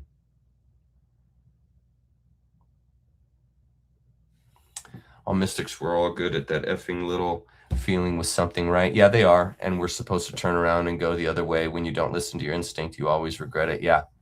Yeah, use discernment, man, when it comes to those gurus, man. Just be real careful. Just be real careful. Yeah. There's going to be stuff in every guru that you're not going to like. I'm sure that there are stuff, that there are people that follow me, or I should say that listen to what I have to say and don't like my stance on prayer. And that's okay. And there are also others that don't like my stance on the 2040 thing, but that's okay, really. Our diversity is our beauty.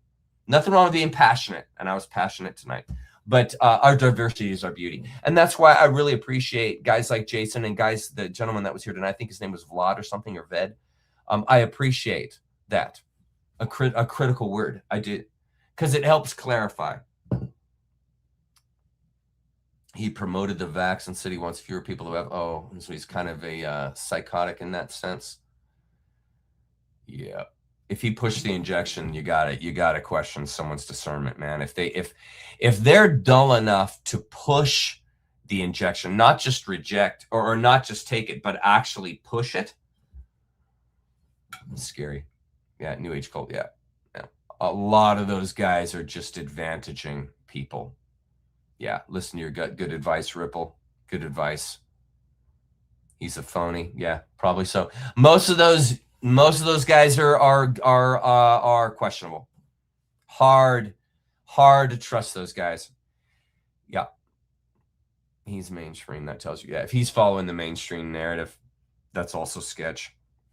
You got to find people that are not following. Sketchy there. I don't know about him. I've seen him a couple times. I have sketchy feelings about him, to be honest with you. And I don't follow him. But I've seen him a few times, and I just got kind of a sketch vibe. No judgment against him, but I got a sketch vibe when I watched that guy. Yeah, is he a grifting guru? Like I said, I don't follow those guys. I just will see them in my post from time to time, or in my feed from time to time, and it always kind of makes you pause. Sometimes they say a nice thing. Sometimes they say something that's just like, oh my God. Here we go. Since finding your video on the Khazar, I feel like my whole life has changed. Oh, that's fantastic. I found a lot of peace from my schizophrenia. Oh my God. And doing better than ever. I feel like I found that is freaking beautiful. You might be number 19, Ghost Knight. That is really beautiful. Shoot me an email and just share with me a few things. I'd love to hear your story. It's encouraging to me when I can read it, some stories like that, and how my work has helped people. That really means a lot to me. Oh my God, that would be disgusting. Yeah, I agree. Here's a good post from Stacy. We're about to wrap it up, folks. We're nearing 8 o'clock, but I'm gonna be here. I'm gonna stay out for a little while longer. I'm gonna play the prelude for the post so you guys can see those slides and also the awesome music I got for this week. Thank you. Appreciate that. Appreciate that very much. Appreciate that very much. Yeah, that's the thing. They often will say things that are that tickle the ears, but it's all agenda. It's all agenda. I'm sorry to say. I'm looking for I'm looking forward to the financial reset, because that will eliminate my need to fundraise on my site, because after the financial reset, everything will change with the money systems. And I won't have to raise money anymore, and I will become an entirely free entity. But until then, I have to continue with member fees and my clothing line, because it takes money to run this thing. But eventually, that's going to clear out. That's awesome. Glad to hear it, Charlie. That is awesome. It's always great to hear from you, Clueless. It's always great to hear, my friend. And I validate you, my friend. Thank you for being here. Thank you so much for being here, Gretchen. I always love having you here. You're welcome. Challenging night tonight. Next week, we are going to be starting 2 major perusals into, I'll show you, we're going to look at the Semitic encoding. Excuse me. You're welcome. You're welcome, friend. Where's it going? Here, go back to it. Let me see. Here. You're welcome. But we're going to be studying the Semitic encoding, and then we're also going to be talking about Kentech. Contact, and we're also going to be talking how that influenced us. And then after that, we'll be looking at the relationship of the Cassiopaeans to Parzival. That will probably finish out the series. And then we're going to move into something else based on what the Zoom and chat want me to do, because I don't decide these things. You guys decide these things. So what we do after the Cassiopaeans will be up to you guys. We can talk about that tomorrow on Zoom. As we wind up here, just a reminder that we will be meeting tomorrow at Zoom. If you want to join in to the discussion, we meet at 1 o'clock. You can access it through my site. My site is www.naturecreature.net. And yeah, we'd love to have you there. We have good conversations. And then tomorrow we're doing a special. I'm doing a special. We're starting at 11:30 my time to talk Formula One. And Formula One is a passion for me. We'll be talking aerodynamics, and we'll be talking teams, and it's going to be incredible. We're also going to be talking about the current season. And would love to introduce you to the sport, would love to tell you about it. I have a huge history with it. I've been involved in it since I was 16. I'm 56 now. So I've got 40 years of insane junkie fandom. I'm a full-on F1 junkie, and I'm not apologizing about it, and I'm not quitting. I'm a junkie. So I would love to bring you into the addiction. Misery loves company. Would love to have you. Would love to get you addicted just like me. And you and I can suffer every week as that damn circus comes through town and completely causes all kinds of havoc. Absolutely love it. So we'll be doing that tomorrow starting at 11:30. And then that will go until 1. And then 1 o'clock, we will do our normal Zoom time meeting. And we will talk about anything you guys want to talk about.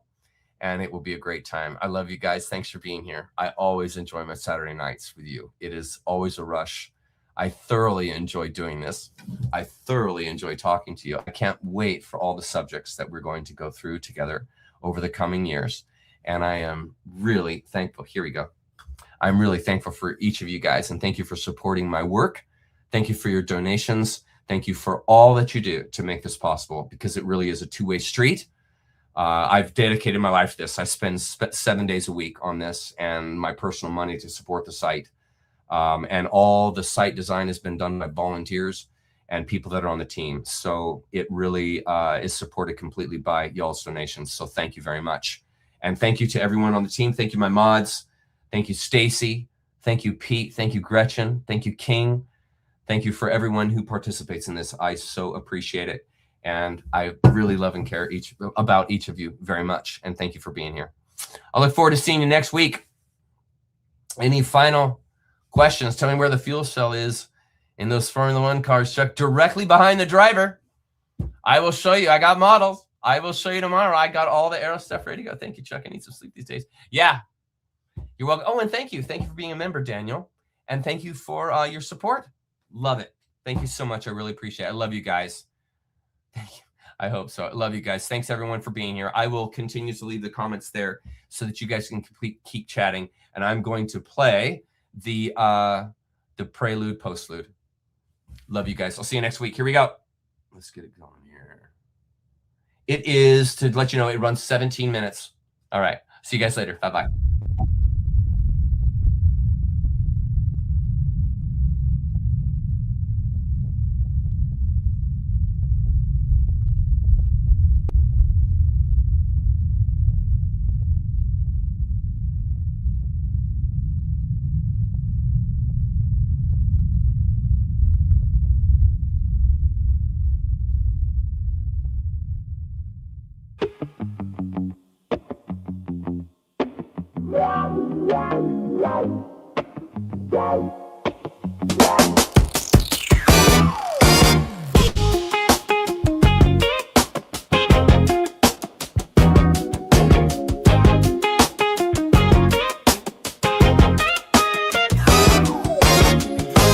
I'm having trouble trying to sleep. I'm counting sheep but running out of. As time ticks by, still I try. No restful cry stops in my mind. On my own, here we go.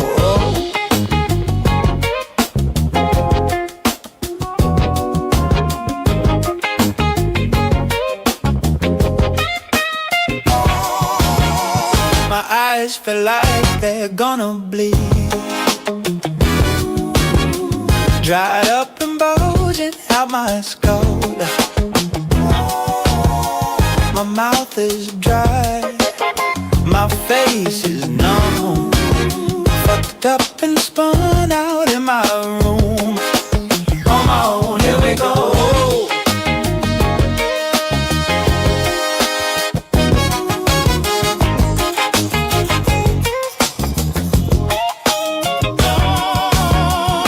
My mind is set on no driver. The clock is laughing in my face. A crooked spine, my senses dull. Past the point you feel delirium. On my own, here we go.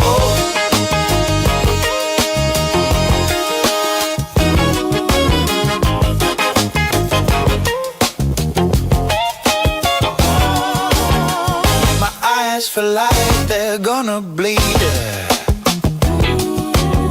Dried up and bulging out my skull. My mouth is dry, my face is numb. Fucked up and spun out in my room. On my own, here we go.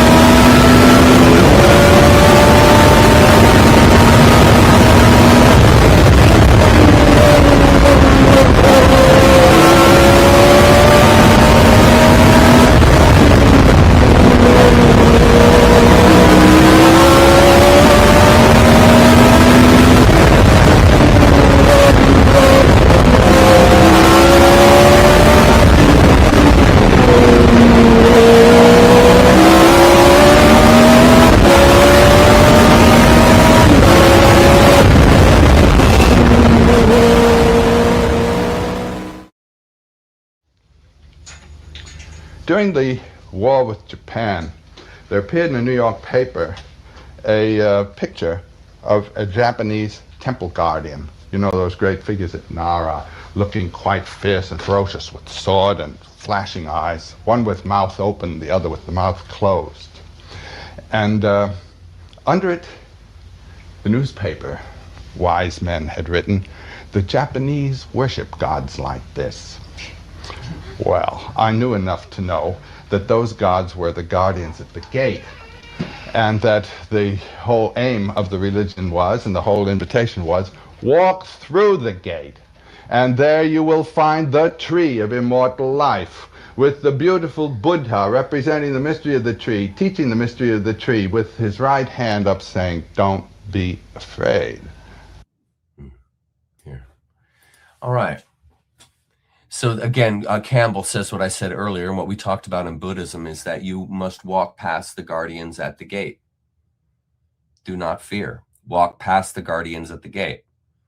And then you will realize enlightenment. In other words, it's your own fears. It's your own desires. In other words, it's your own ideas about yourself and your own conclusions that keep you from paradise, that keep you from the oneness that you quote unquote seek. Do you see? That's why you can't find it, because it's you. You carry it. The garden is you. It's in you. In other words, you're the garden.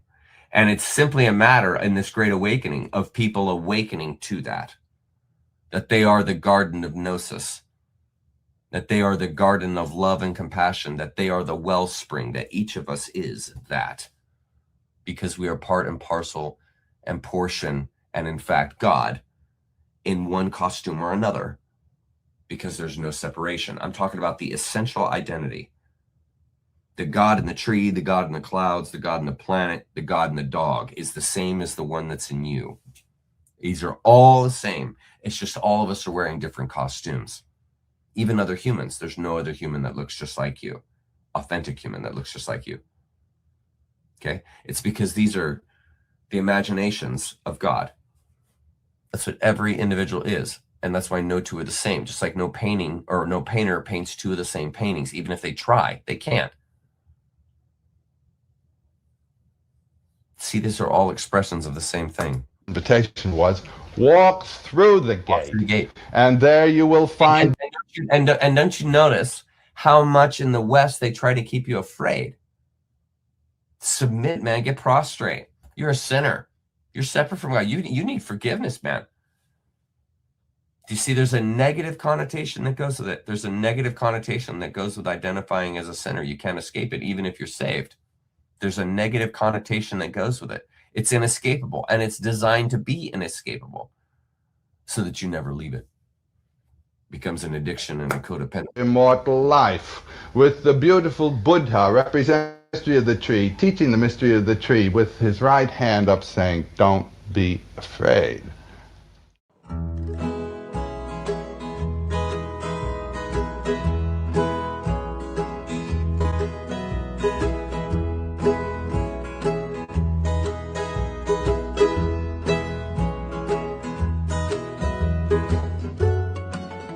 Come a little bit closer, hear what I have to say.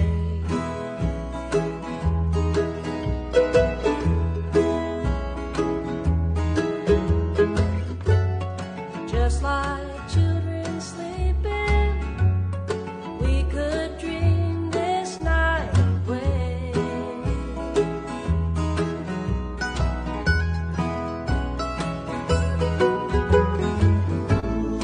There's a